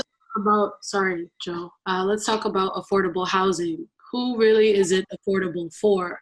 Community members in the 15th district have embraced community land trusts, which would take property off the speculative real estate market to develop deeply affordable housing. What specific actions will you take to ensure affordable housing and home ownership for the people of our community? Yeah, we have to reform the AMI first and foremost. We should not be in the same category as Westchester or Long Island because our median income is just not the same. So that's a federal level policy that needs to be completely reformed so we can actually create affordable housing for our community. That's fundamentally needs to change. And then the other part is working with state and local officials so we can create a more sustainable, affordable housing model for everybody. Thank you. Thank you. In regards to arts and culture, a majority of the creative workforce, meaning artists in all disciplines, are freelancers and or seasonal workers. COVID-19 has resulted in a dramatic loss of income for them. What would you do to help creative workers overcome these challenges? Yeah, they've been left out of the stimulus package. Even with the HEROES, stimulus that's about to get passed, hopefully gets passed. A lot of them have been left out. The only other option that we can create right now, if we don't have the Senate support or the President's support, is bringing in public-private partnerships which I have done and shown tangible outcomes. We have to create another fund where we're bringing in corporations that can actually distribute, bring in money to our communities. Like Bank of America just allocated $1 billion to, our low-income communities to combat COVID-19 and people that are not getting the resources that are needed. So I want to be that person that's able to facilitate and bring these private funds into our community, which is much needed, facilitating it in a manner that our families that are struggling really, really get it. Thank you. Thanks. The next question is about small business. Small businesses in the district were already hurting because of rent hikes, the influx of big box stores, and online sales. Now with the latest crises, COVID and looting, they have fallen further behind. What would you do to restart small business and promote entrepreneurship in our district? Yeah, so it's twofold. Right now, small businesses need to reopen. They need the capital, access to capital to really get going. Congresswoman Ayanna Pressley has a bill on the floor that I will champion when I'm the next member of Congress, and making sure that it really gets passed, because what this bill entails is $250,000 grant for small businesses that employ 10 employees or less. these are the policies that we need to get passed in Congress so our small business owners can get the capital to continue functioning. The other piece is that we really need to start bringing education when it comes to entrepreneur and financial literacy into our communities as well. I, as a program director at the Bronx River Community Center, I developed my own curriculum around financial literacy, but we have to really start bringing it to all of our communities, bringing it to all of our schools, and implement it in a holistic way where we're actually, targeting not only just the children, but the parents alike as well. Because when I talk about the cycle of poverty, it continues repeating itself because our families aren't able to educate their children at home, and our public schools don't have the funding to really, educate the whole child. So we really have to make financial literacy a key piece of legislation to implement in our community centers, in our public schools, across the board, because we're not getting the education when it comes to entrepreneurship and financial literacy and understanding how the economics works in our communities. How specifically would you provide teeth to the community-driven solutions that have been articulated over the years by many of the organizations hosting this forum and others you have recently engaged? How would you provide? I'm sorry. Can you repeat it? How would you provide? How specifically would you provide teeth to the community-driven solutions that have been articulated over the years by many of the organizations hosting today and others you may have recently engaged? So I come from the nonprofit world. This is the biggest problem. We all work in silos. There's so many organizations doing amazing work, and we are just working in different areas and not really collaborating. We really need to start bringing unity. We really need to start coalition building and working together to solve a lot of these issues. When there's a nonprofit organization that's doing good work in the South Bronx, when it has to do with like dance or arts, why can't we collaborate and leverage each other's resources? We are not working together when it comes to nonprofit, bringing the politicians, bringing in churches. We have to bring all these stakeholders in these conversations so we can actually make effective change. What tends to happen is a lot of people try to dictate on where our funds need to be allocated to. But we need to get the community input. We need to bring young people in the conversations. We need to bring community leaders in the conversations and start really getting down to the nitty gritty of the work and how we're going to accomplish this together. Thank you. Thank you. All right, so I have a rapid response question for you. Please answer yes or no. Do you think drug use is a criminal justice concern? No. Thank you. How would you use your leverage in the federal government to address the South Bronx's vulnerability to the impacts of climate change? Well, we have to pass policy, on the federal level. I am a big believer in the Green New Deal, and obviously it's very controversial because it's very expensive. But there's pieces of the Green New Deal that we can actually get passed in Congress if we really start educating the rest of the country how important it is. So that's how we're going to combat it. We have to educate people what the Green New Deal really consists of and how important it is that our communities start getting environmentally efficient and friendly, because as we've seen how the Bronx has suffered through pre-existing health conditions when our children are born, with asthma because of just the environment in itself in the Bronx. Thanks. Thank you. To wrap up our People's Candidate Forum today, how would you articulate a set of planning principles that will guide development, that will serve to both preserve and grow the district? And how would you include the community in the adoption of these principles? Yeah, it comes back to the community aspect of it. We are more divided than ever before. We have to bring our communities back, Our communities are struggling. There's so much insecurity for the future. So we really have to have a message of unity and hope that things are going to be better and things are going to be okay. Because the reality, the fact is, things are not going to change overnight. It's not. We have to really, really change our education system. We really have to create affordable housing and create jobs in our community so people can actually get back to work and providing for the families. When it comes to systemic racism, our criminal justice system has been oppressing our communities when it comes to job creation. People that have felonies are still having trouble, getting jobs. So that's why I proposed my criminal justice reform when it came to the Federal Fair Chance Act, which basically no employer can run background checks until you're given a conditional offer. And then if you have a felony, you're able to get public housing and able to get Pell Grants. These are specific policies that in the federal legislation we can get passed and put an end, to systemic racism to some capacity. But we're ultimately dealing with poverty, and the only way to combat poverty is to really bring in resources to educate our communities. And I say the community school model is one of the best models because it's not just teaching our children, it's teaching our families. We have a huge immigrant community that does not have the resources, that don't know how to facilitate things. Even just applying for unemployment, they don't know how to do that. They don't know where to go. So we really just need to start informing our community and creating better systems to get this information out in English, Spanish, in all these different languages that we speak in the Bronx. Thank you, Tomas. Please answer this next question with a yes or no. Before today, had you taken a pledge against taking money from big corporations like real estate developers and other special interests? If I've taken a pledge, yeah, I'm not taking any money from them, no. Thank you. Thank you. Thank you for your interest in serving as the next congressperson in District 15. The people of the district will make a decision on June 23rd. Be safe and be well. Thank you. Thank you all. Thank you. A good one.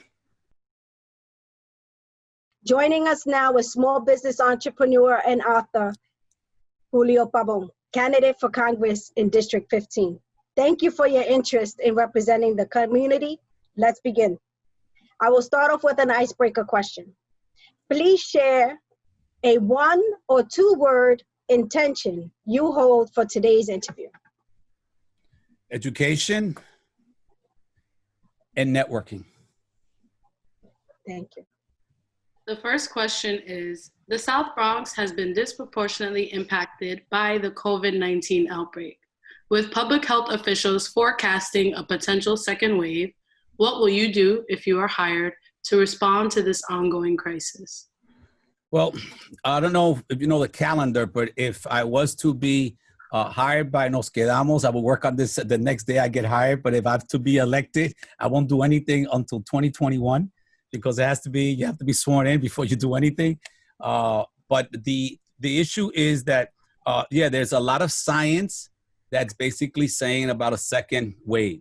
But the same science has also said some things about the number of people that would be affected and dying. And some pundits have taken that to say, hey, it didn't go to the extreme that you did to be able to have what you wound up doing in terms of lockdown.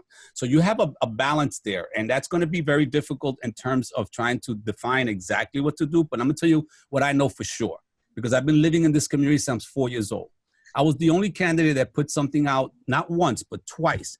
When AOC was getting all the publicity about Elmhurst Hospital, I said, with all due respect, I support the sister, but CNN goes after celebrities.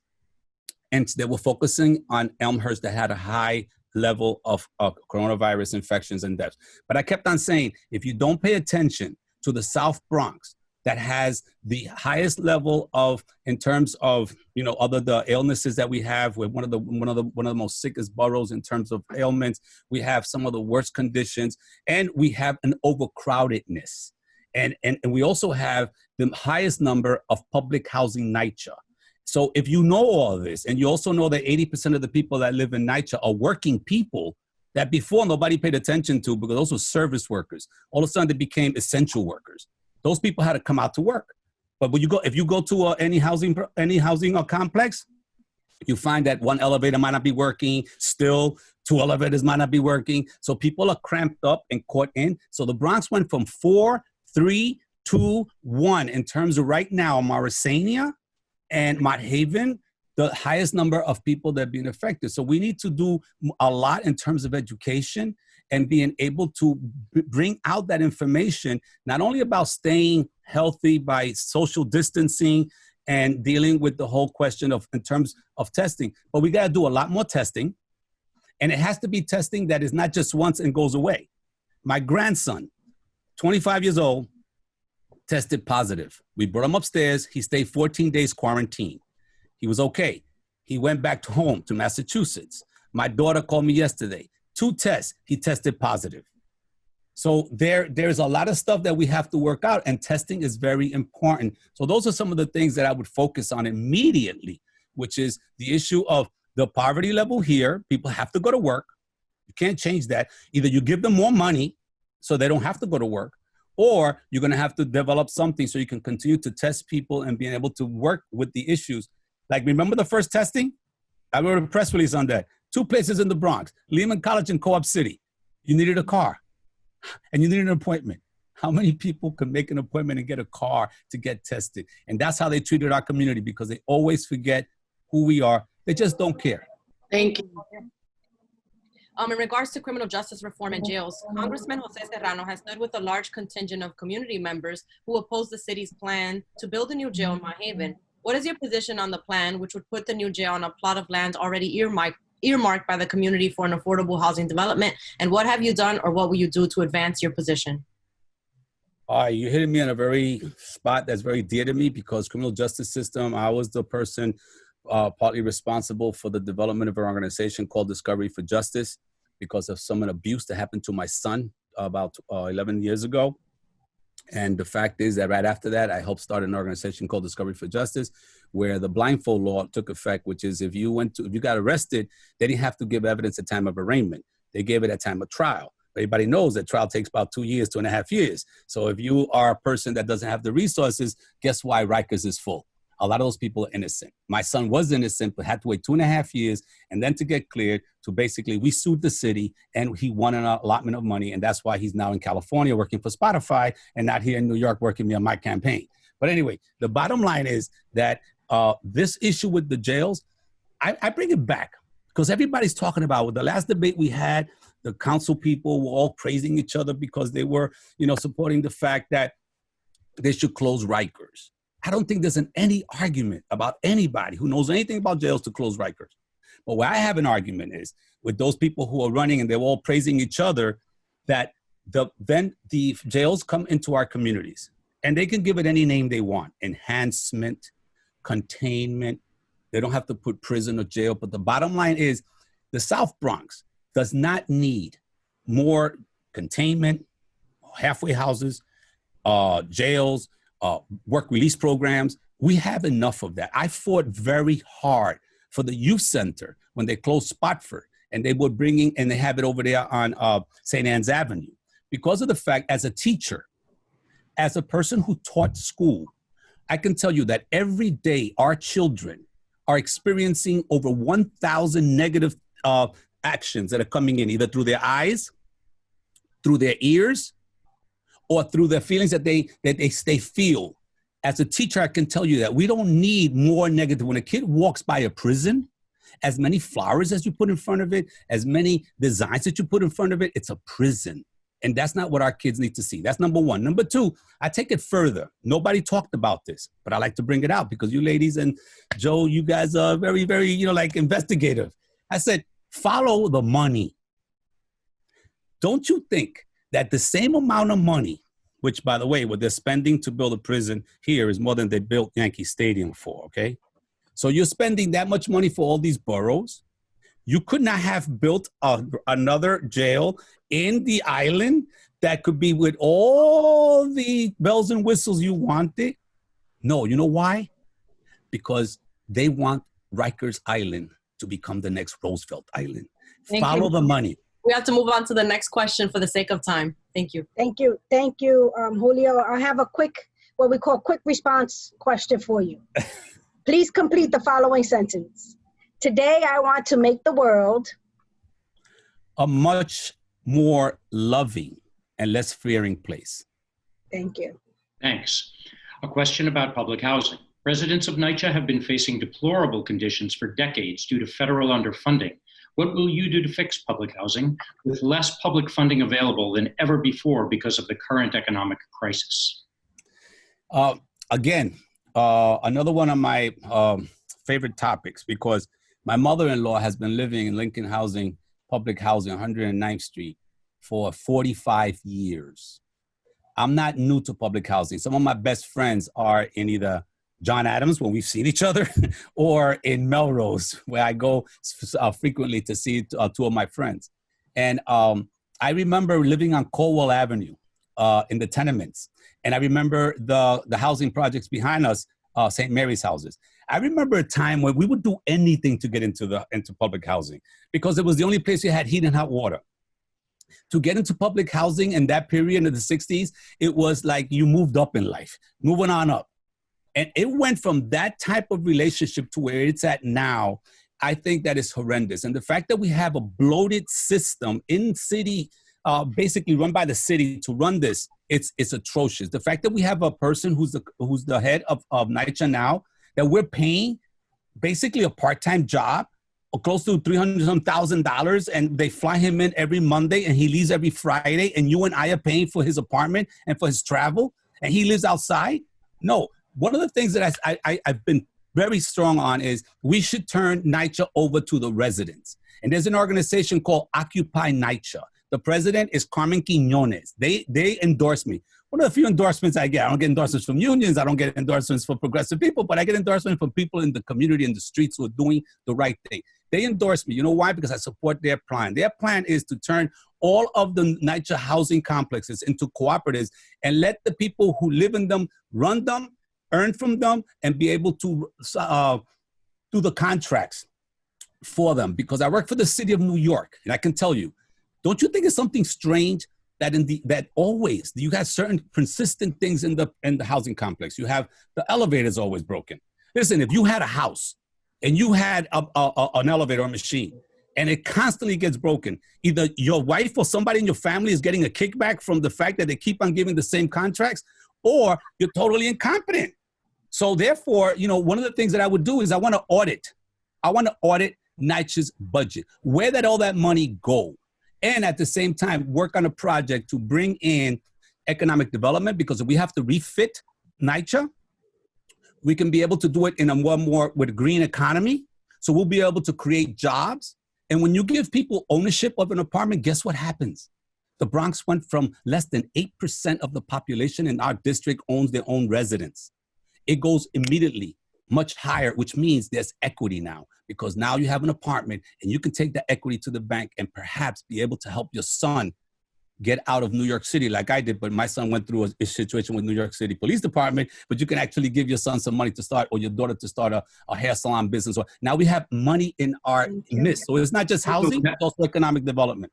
Sorry to interrupt, Julio. We have to move on for the interest of time. I'm sorry. As a professor, man, when you get me on a question, I start to preach and I start to teach. So stop me anytime you want. Excellent. So the next question is about a similar topic, affordable housing. Who is it really affordable for? So community members, as you know, have embraced the concept of community land trust, which would take property off the speculative real estate market and enable folks to develop deeply affordable housing.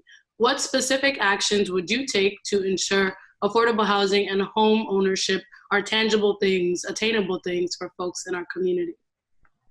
I would like to just dovetail off what I just said. The majority of the people in this district, less than 8%, own their own residence. I am one of the lucky ones, and I only own this one after being here since 1956, not here, but in the South Bronx, was after I was 50 to get my own property.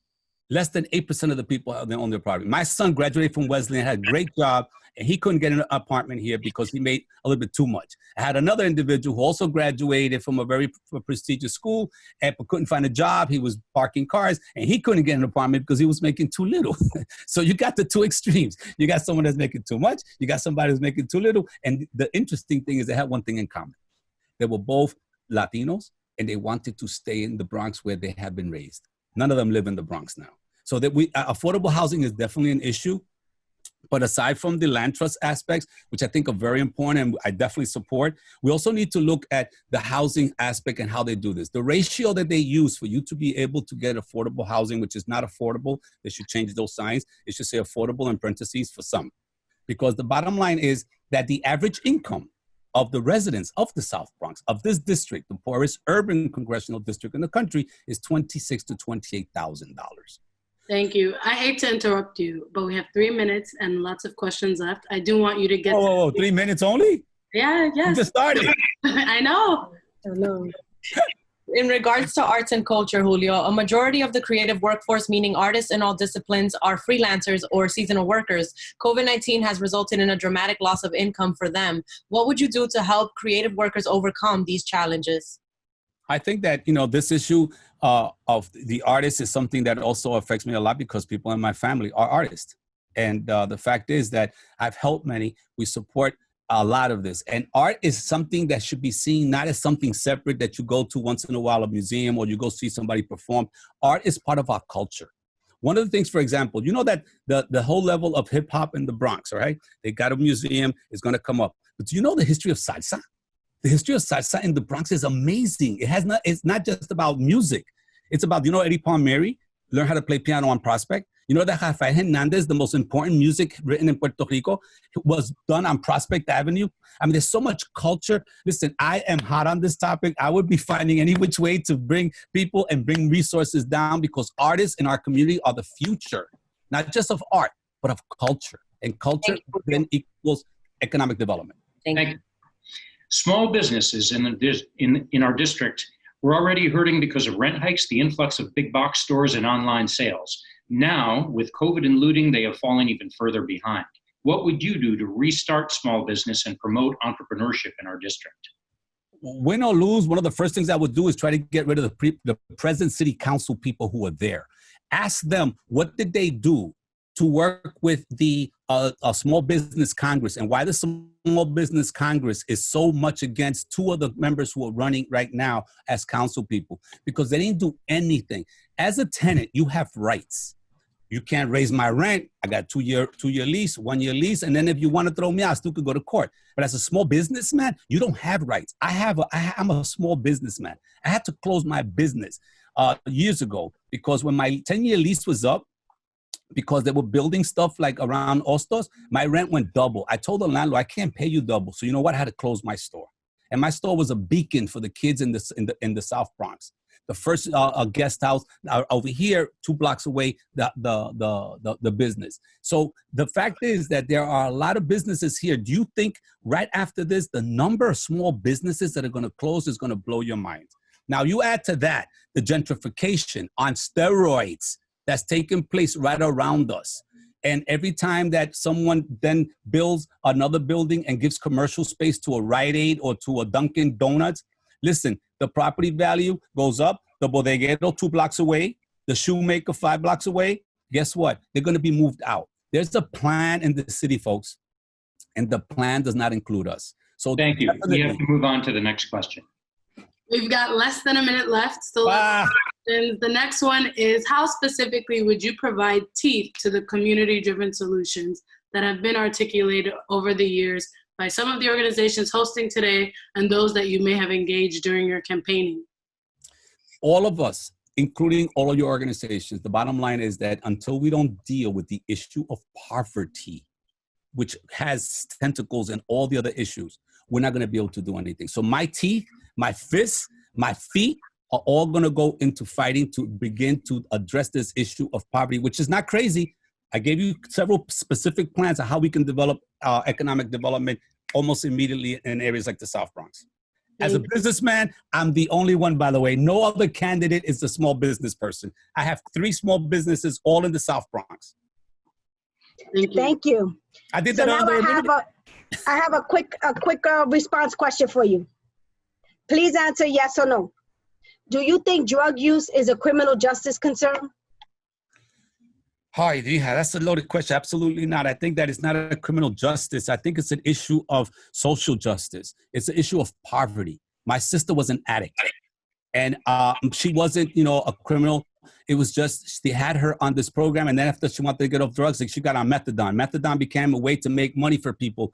She's on methadone for about 20 years. Give me a break. That wasn't about curing people. So, addiction is more than just, one issue. It's a lot of issues, and it's basically a sickness that has to be addressed. Thanks. How will you use your leverage in the federal government to address the South Bronx's vulnerability to the impacts of climate change locally in our district? One of the issues that people ask me a lot about that is the fact, what makes me different? Well, what makes me different, if you check out my background, is I'm able to work with everybody. The fact that I'm known for a book that I wrote, which is a true story, Fidel Castro coming to the Bronx, it wasn't a socialist, it wasn't a communist, it wasn't a Cuban that made that happen. It was a Republican, all pro-statehood, all millionaires, all opposite of what I am. How did I get them to give me the approval to write a press release to criticize Giuliani for disinviting him and Arafat, which eventually led for Fidel Castro coming to the Bronx, right? Because I know how to deal with different people. When I develop business, I don't care if you're pro-independence, I don't care if you're pro-statehood, I don't care. If we have one thing in common to help this community, then you know what? We can work together. And that's what we need to do. We need to find ways to be able to work together. And I think I'm the best person. I work for the federal government, state government, city government. I have businesses, and I raised 3 kids who are fantastically professional, all coming from the South Bronx. If I don't have the qualifications, you know what? Then they don't have to vote for me. Julio, to wrap up our People's Candidate Forum today, how would you articulate a set of planning principles that will guide development that will serve to both preserve and grow the district? And how would you include the community in the adoption of those principles? One of the things that I've always said was that I need to be elected to be effective. If you look at Job Corps, who brought that in 1980? If you look at the speed bumps on Walton Avenue, who brought that in? If you look at the Retired 21, who brought that in? If you look at the guest houses that are around 149th to 150th Street, who helped these people develop these businesses? I've been a person that have done things, and I believe that I am not a leader. People who let me, Evelina Antonetti, Socorro Texidor, they let me. There's a lot of talent in our community. What I would do is my office is not going to be an office for a congressperson. It's going to be an office for organizers. We need to bring people in to help organize because the talent in our community is incredible, but it's not being tapped. So I get in. All I'm doing is I have a key, and I'm going to open that key, open that door, and everybody come on in. And how can we use the business of the Congress in any way we can? Because I'm not interested in a career. Going 5 times to Puerto Rico every year, why do I want to get into Congress? But I'll go in there and make so much noise. They're going to be so happy to get me out. You know why? Because they're going to listen. They're going to listen because I can deal with a redneck or I can deal with a leftist. Thank you, Julio. One last thing. This is a yes or no answer. Before today, had you taken a pledge against taking money from big corporations like real estate developers and other special interests? Listen, I didn't have to take a pledge. Everybody who knows me knows my campaign is the poorest. They didn't invite me to another forum because I didn't meet the threshold. But meanwhile, they don't see the stuff we're doing in the streets. Listen, my app, somebody, Sameli's AOC, right? She gets this amount of money. You know what I get? My average is like $2 and $3. But you know what? I don't believe in raising money. I believe in raising consciousness. That's why I think we have an incredible chance of winning this. Thank you. Thank you. Thank you. Thank you for your interest in serving as the next congressperson in District 15. The people of the district will make a decision on June 23rd. Be well and stay safe, Julio. Thank you. Thank you. And I love all you guys, man. Keep on doing your fantastic work. No matter what happens, you got a resource here, okay? Thank you. Gracias. Joining us now is Councilmember Richie Torres, candidate for Congress in District 15. Thank you for your interest in representing this community. Let's begin. I will start off with an icebreaker question, okay? Please share a 1 or 2 word intention you hold for today's interview. A 1 or 2 word intention? Learn, laugh. That's all you can hope to do in life. Survive. So the first question is, the South Bronx has been disproportionately impacted by the COVID-19 outbreak. With public health officials forecasting a potential second wave, what will you do if you are hired to respond to this ongoing crisis? Well, I agree with the premise of your question that the South Bronx has long been ground zero for racially concentrated poverty, and the racial inequalities were laid bare by COVID-19. The only strategy for containing a virus is to conduct widespread testing, isolate the infected, trace their contacts, and quarantine the exposed. So we need to ensure that we have a public health army that's pursuing all of those strategies, including encouraging the population to wear face masks. I think face coverings are much more effective than people might realize. If you look at all the countries that have been effective at controlling the virus, whether it's Taiwan or South Korea or Hong Kong, all of them pursued a robust program of testing and contact tracing. And we have to prioritize communities of color. And keep in mind, the city did not have walk-through testing until mid-April, a month and a half after the shutdown of the city. We did not have a contact tracing program until May.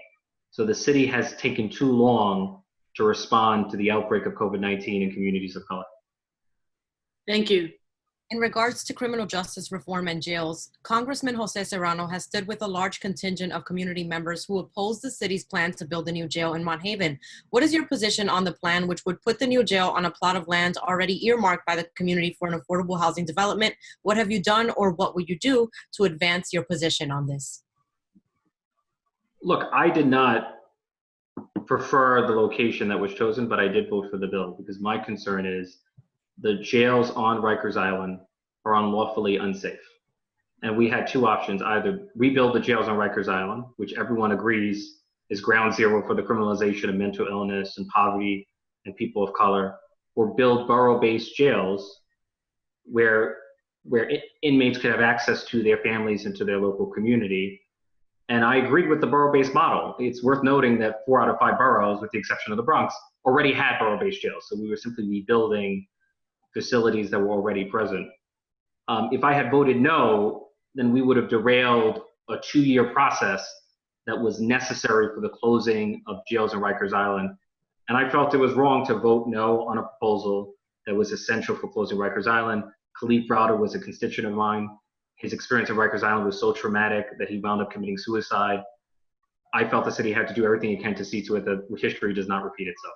So did I love the location? I did not. I preferred a co-location with the courthouse, but sometimes in life you can't let the perfect be the enemy of the good.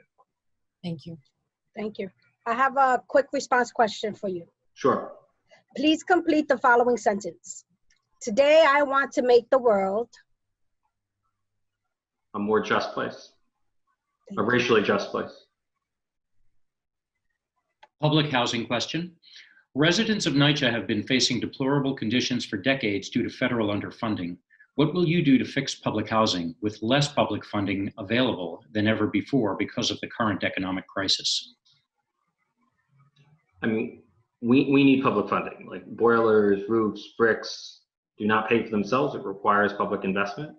You know, I'm a product of public housing. I would not be where I am today were it not for public housing. I see it as the greatest safety net of deeply affordable housing in the country. If public housing were a city, it would be the largest city of Black and Brown New Yorkers and Americans. So we need a $50 billion investment, but we should not only rebuild public housing in the same form. We have a historic opportunity to reinvent public housing as the greenest city in America, right? Solar panels, microgrids, rooftop gardens. You know, I think if you think of Villa Verde, every public housing development could look like Villa Verde with the right amount of federal investment. So the federal government should get back in the business of investing properly in public housing. Thank you. You know, we have 60,000 people in our shelter system. If public housing were to disappear, we would have hundreds of thousands of people overflowing our shelter system. Public housing is too big to fail. Thank you. Let's talk about affordable housing.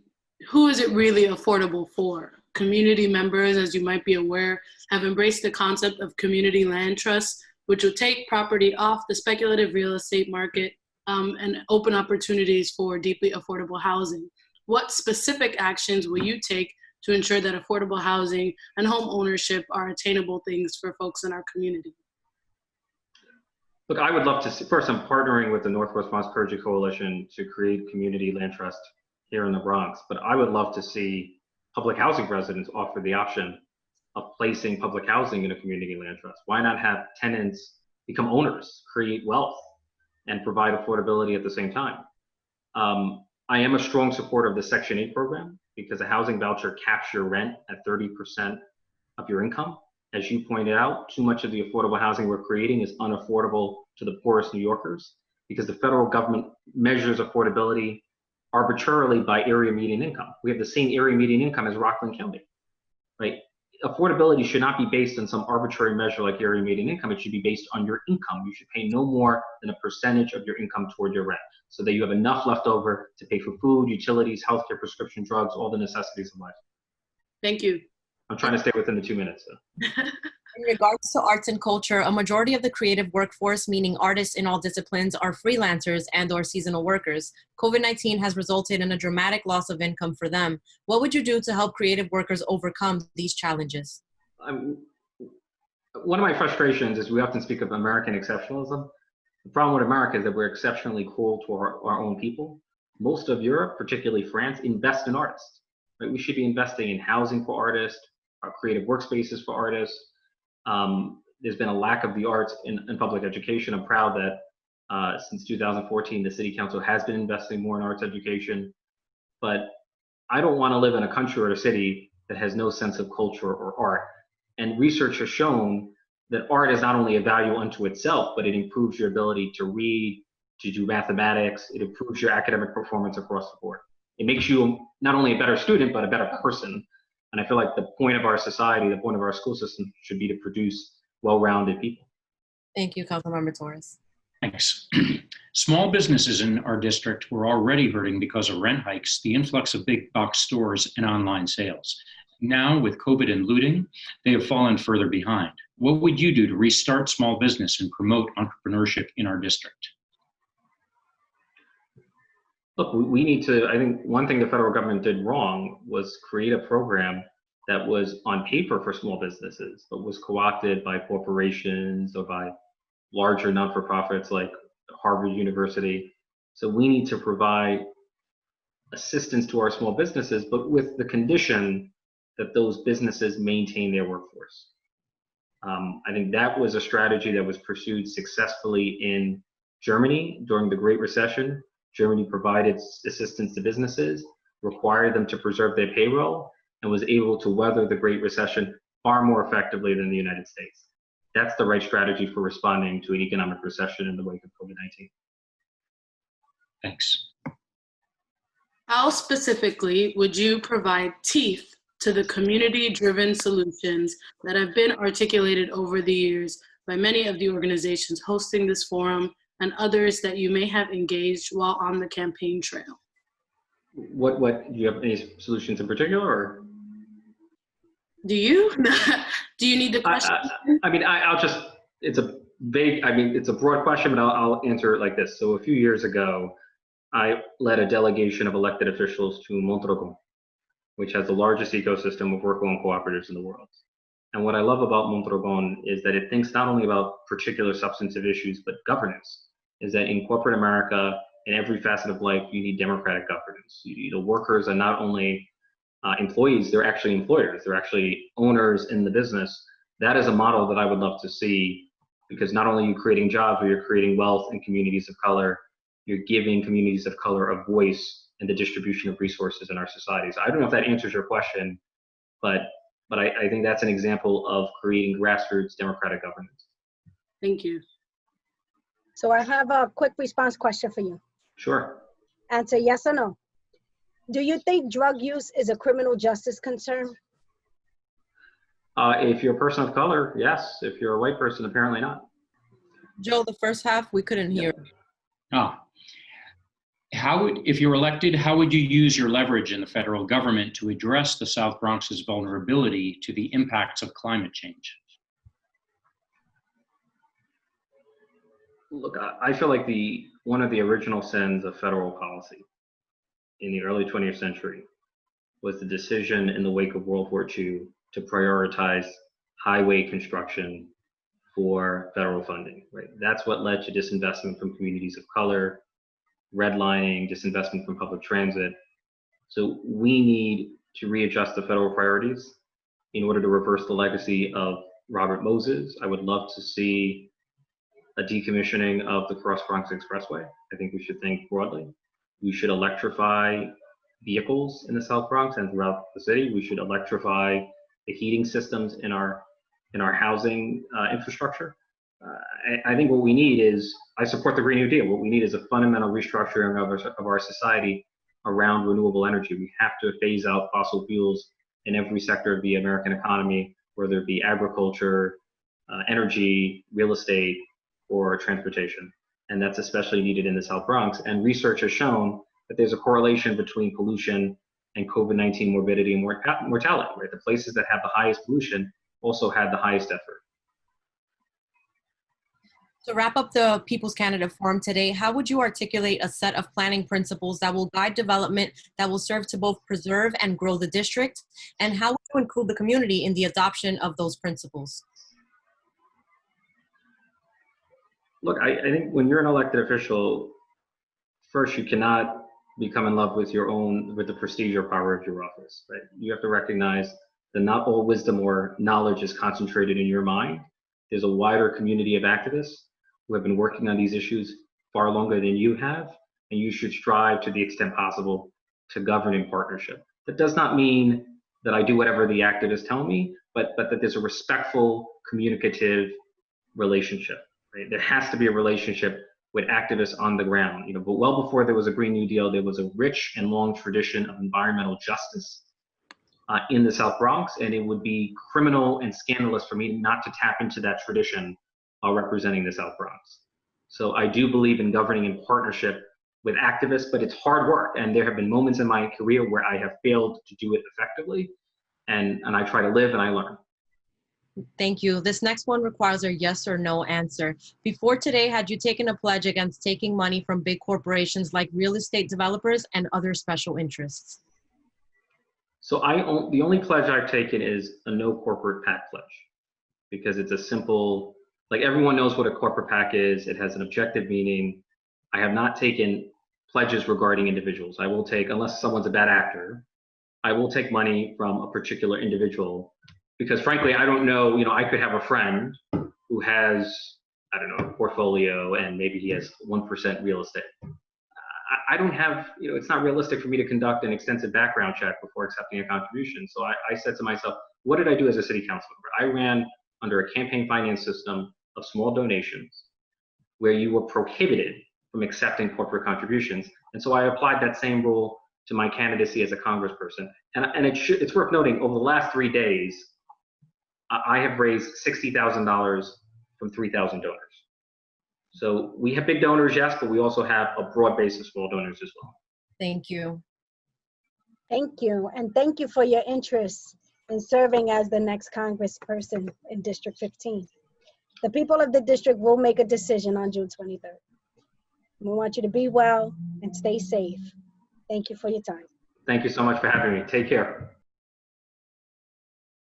Joining us now is Assemblymember Michael Blake, candidate for Congress in District 15. Thank you for your interest in representing this community. Let's begin. I will start off with an icebreaker question. Please share a 1 or 2 word intention you hold for today's interview. To laugh.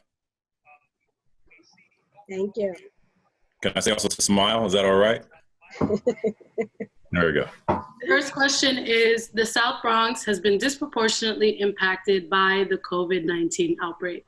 With public health officials forecasting a potential second wave, what will you do if you are hired to respond to this ongoing crisis? Well, we all know there was a pandemic of poverty, pandemic of racism, pandemic of health disparities long before coronavirus hit. And it's the reason why I laid out a $100 billion plan right out the gate. No one else did that in a similar way in this race. It's the reason why we called for a South Bronx health campus, because it didn't make sense. It was only at Lincoln Hospital where people were going. But now we got to go further because we're going to be in recovery efforts for some time. And this is one I think that makes me uniquely qualified and ready for this race. In the work I did in the White House with President Obama, I was a part of the team for the Affordable Care Act, part of the team for the Recovery Act. And so we're ready immediately to figure out how do we help our communities recover in this moment. And very specifically, what does that mean? We have to have more testing, of course. We got to make sure that more funding comes into our communities as it relates to job placement and job readiness for our small businesses. It's the reason why we started the Bronx Community Relief Effort, because it's not just about today, it's going to be an extended recovery that has to happen with 8 verticals of need: small business, food, housing, healthcare, education. equity and justice and everything that's watching right now, for example. But I also think it's going to be, how do we stop looking at our communities and have people describing our communities as the poorest district? No, this is about being the district that has great resources and opportunities to do something better. And that's what we want to show people. And so my coronavirus response and how do we move forward is everything from, let's make sure we have funding that goes to our schools. Let's make sure that we have funding that goes to our hospitals. Let's make sure that we actually get relief in our communities that don't have it right now. Thank you. In regards to criminal justice reform and jails, Congressman Jose Serrano has stood with a large contingent of community members who oppose the city's plan to build a new jail in Mont Haven. What is your position on the plan, which would put the new jail on a plot of land already earmarked by the community for an affordable housing development? And what have you done, or what will you do to advance your position? Well, one, I'm on that letter with Congressman Serrano and saying that we should be focusing on our communities. When we see those happening, we should be building schools, not jails.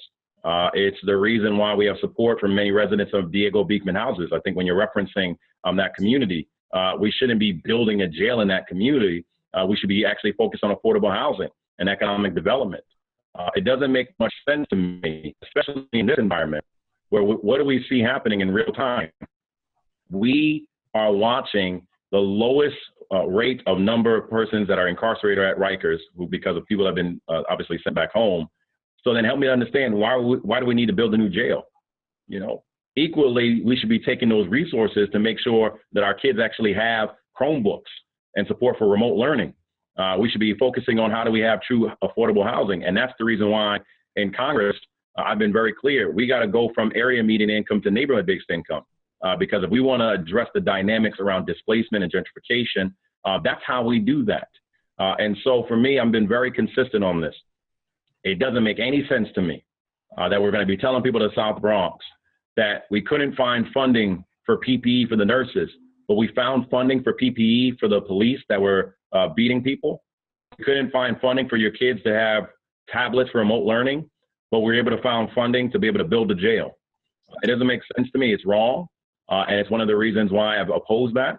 But then we have to make sure we transform this industrial complex to actually create jobs in the real way. Thank you. Thank you. So now I'm going to ask you a quick response question. Okay. Please complete the following sentence. Today, I want to make the world economically just. Thank you. Public housing question. Residents of NYCHA have been facing deplorable conditions for decades due to federal underfunding. What will you do to fix public housing with less public funding available than ever because of the current economic crisis? Well, Joe, great question. I've done more in public housing than anyone in this race.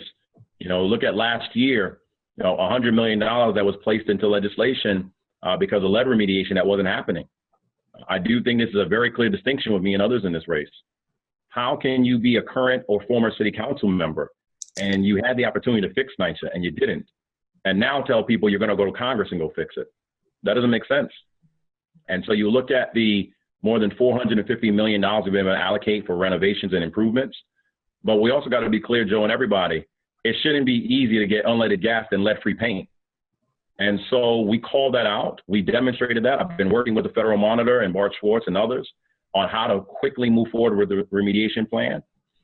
But this is tied to the public health crisis and the coronavirus, because you're telling people, well, I want you to stay home, but you want them to stay home in conditions where they have lead, where the elevators don't work, where they can't get sufficient support. And equally, a lot of our senior centers are within these developments. So it doesn't make sense. So practically, what do we need to do? We obviously need more funding from the federal level.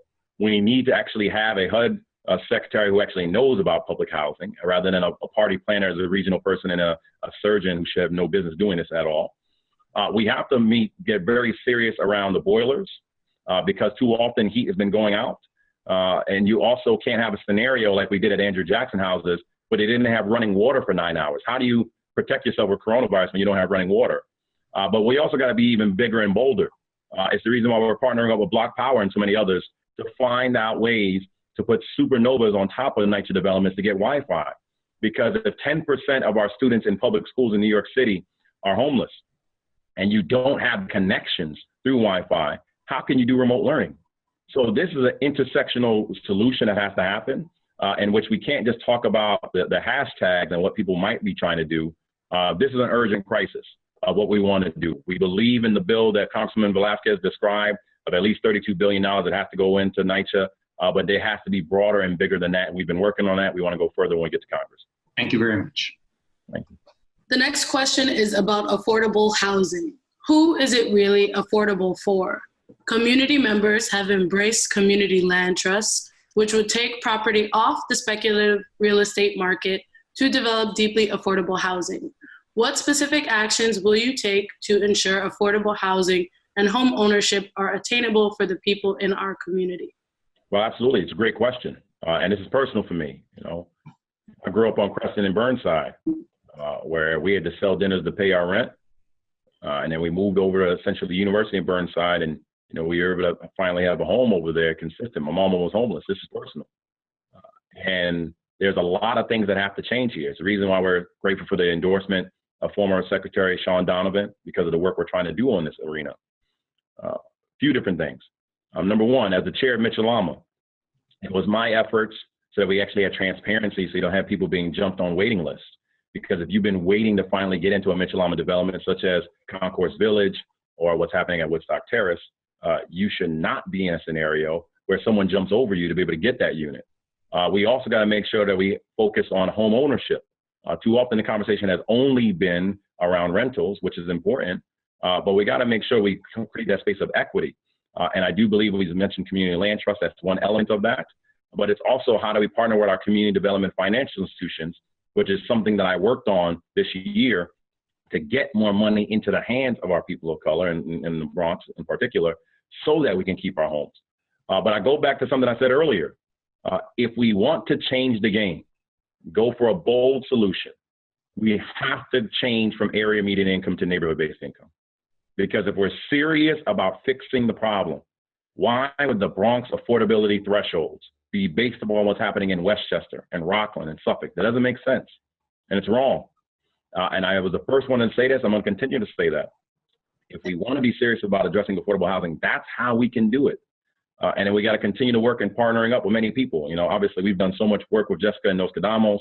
We've done incredible work with our friends at the Point. We've done incredible work with our allies all across the Bronx. And I've been consistent on this. Thank you. Lastly, I think left and lots of questions to go. I was just going to say, just tie that together. You know, it's the reason why in the next economic recovery, there has to be a focus on home ownership and affordable housing as well. In regards to arts and culture, a majority of the creative workforce, meaning artists in all disciplines, are freelancers and or seasonal workers. COVID-19 has resulted in a dramatic loss of income for them. What would you do to help creative workers overcome these challenges? It's the work I'm doing right now with Bourbon Harris at Renaissance Youth Center. It's the collaboration we're doing with DreamYard and partnering up when it comes to arts. It's the collaboration we do with Studio in the School to demonstrate how you utilize art for good and to transform in that way. And so the funding that we've been advocating for and pushing for that's been happening on a federal level through the PPP program. One of the things I've been very clear on is that we cannot ignore the arts.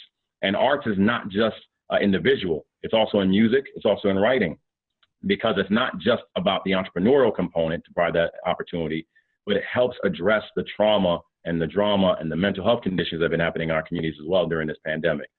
And so I've been very intentional on that. We've been working on that.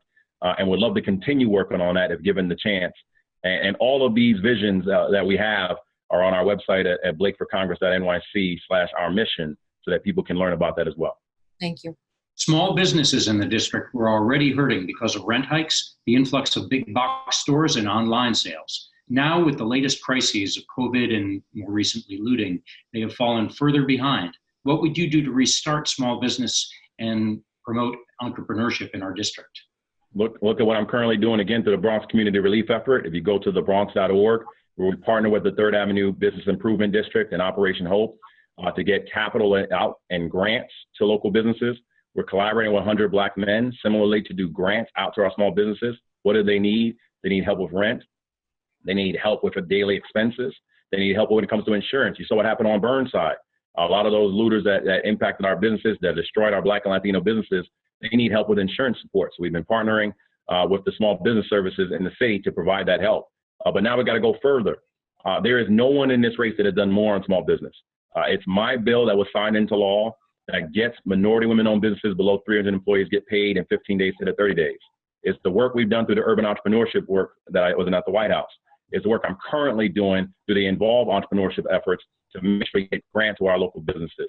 That's the work I want to amplify. And lastly, I want to make sure there's an entrepreneur bill of rights so that we get capital and contracts to help our small businesses here, true small businesses, true business of color within the South Bronx. Thank you. How specifically would you provide teeth to the community-driven solutions that have been articulated over the years by many of the organizations hosting this forum and others that you have recently engaged? Make sure you get the funding. Get you the funding. Get you the support that you need. You shouldn't have to keep asking and begging for support. Let's make sure we help you. And let's make sure we change laws and have regulations in place that actually support you. Government should actually help, not hurt. And that's what we can do. Thank you. I have another rapid response question for you. It's a yes or no. Do you think drug use is a criminal justice concern? A criminal justice concern, you said? Yes. Absolutely, yes. Climate. I gotta say, they should not be criminalized, but is a concern around justice on how we actually get support to our communities.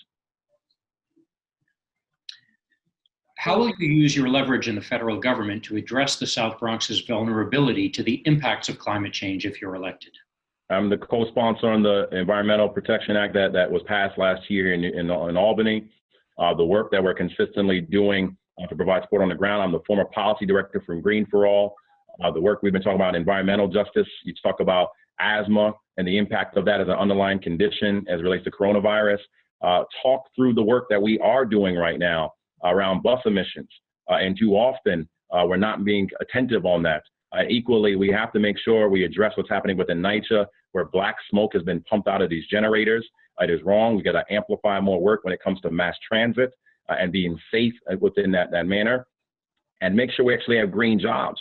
The waste that is going on and the disposals that are happening have to be a part of that strategy. And so this is one of those areas where we know climate change is an existential threat, is the critical issue of our day. And the work that I did before in the White House, the work I'm doing now in the Assembly, makes me ready to do this work in Congress. Thank you. To wrap up our People's Candidate Forum today, how would you articulate a set of planning principles that will guide development that will serve to both preserve and grow the district? And how would you include the community in the adoption of those principles?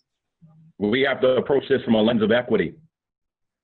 It's time for us to get what we deserve and the support that we need to do that. And that's when you bring people to the table. And I would say, ask what have people done in the last 3 months in the middle of a crisis. And if someone wasn't with you in the middle of a crisis to bring partners to the table, the Bronx Community Relief Effort is a perfect example. Why would they be there for you otherwise? And so I brought people to the table for the last 6 years, and what I've been doing here in Albany and in the Bronx. I did it for 6 years and worked for President Obama, and I want to do that now in Congress. And so it's about making sure all of our voices are heard. Our entire campaign theme is believe in the Bronx. Your block won't block your blessing. Your zip code won't deny your destiny. We do that by all of us being at the table. So join us at BlakeForCongress.nyc to see how we can do this together on June 23rd. The next question requires a yes or no. Before today, had you taken a pledge against taking money from big corporations like real estate developers and other special interests?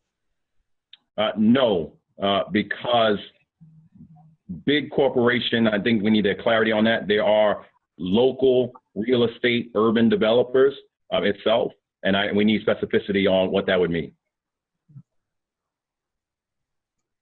So thank you. Thank you for your interest in serving as our next congressperson in District 15. The people of the district will make a decision on June 23rd. We ask that you be safe and be well. Thank you. Thanks. Thank you, everybody. God bless you. Michael Blake, 5th name on the ballot. God bless everybody. Thank you. Take care.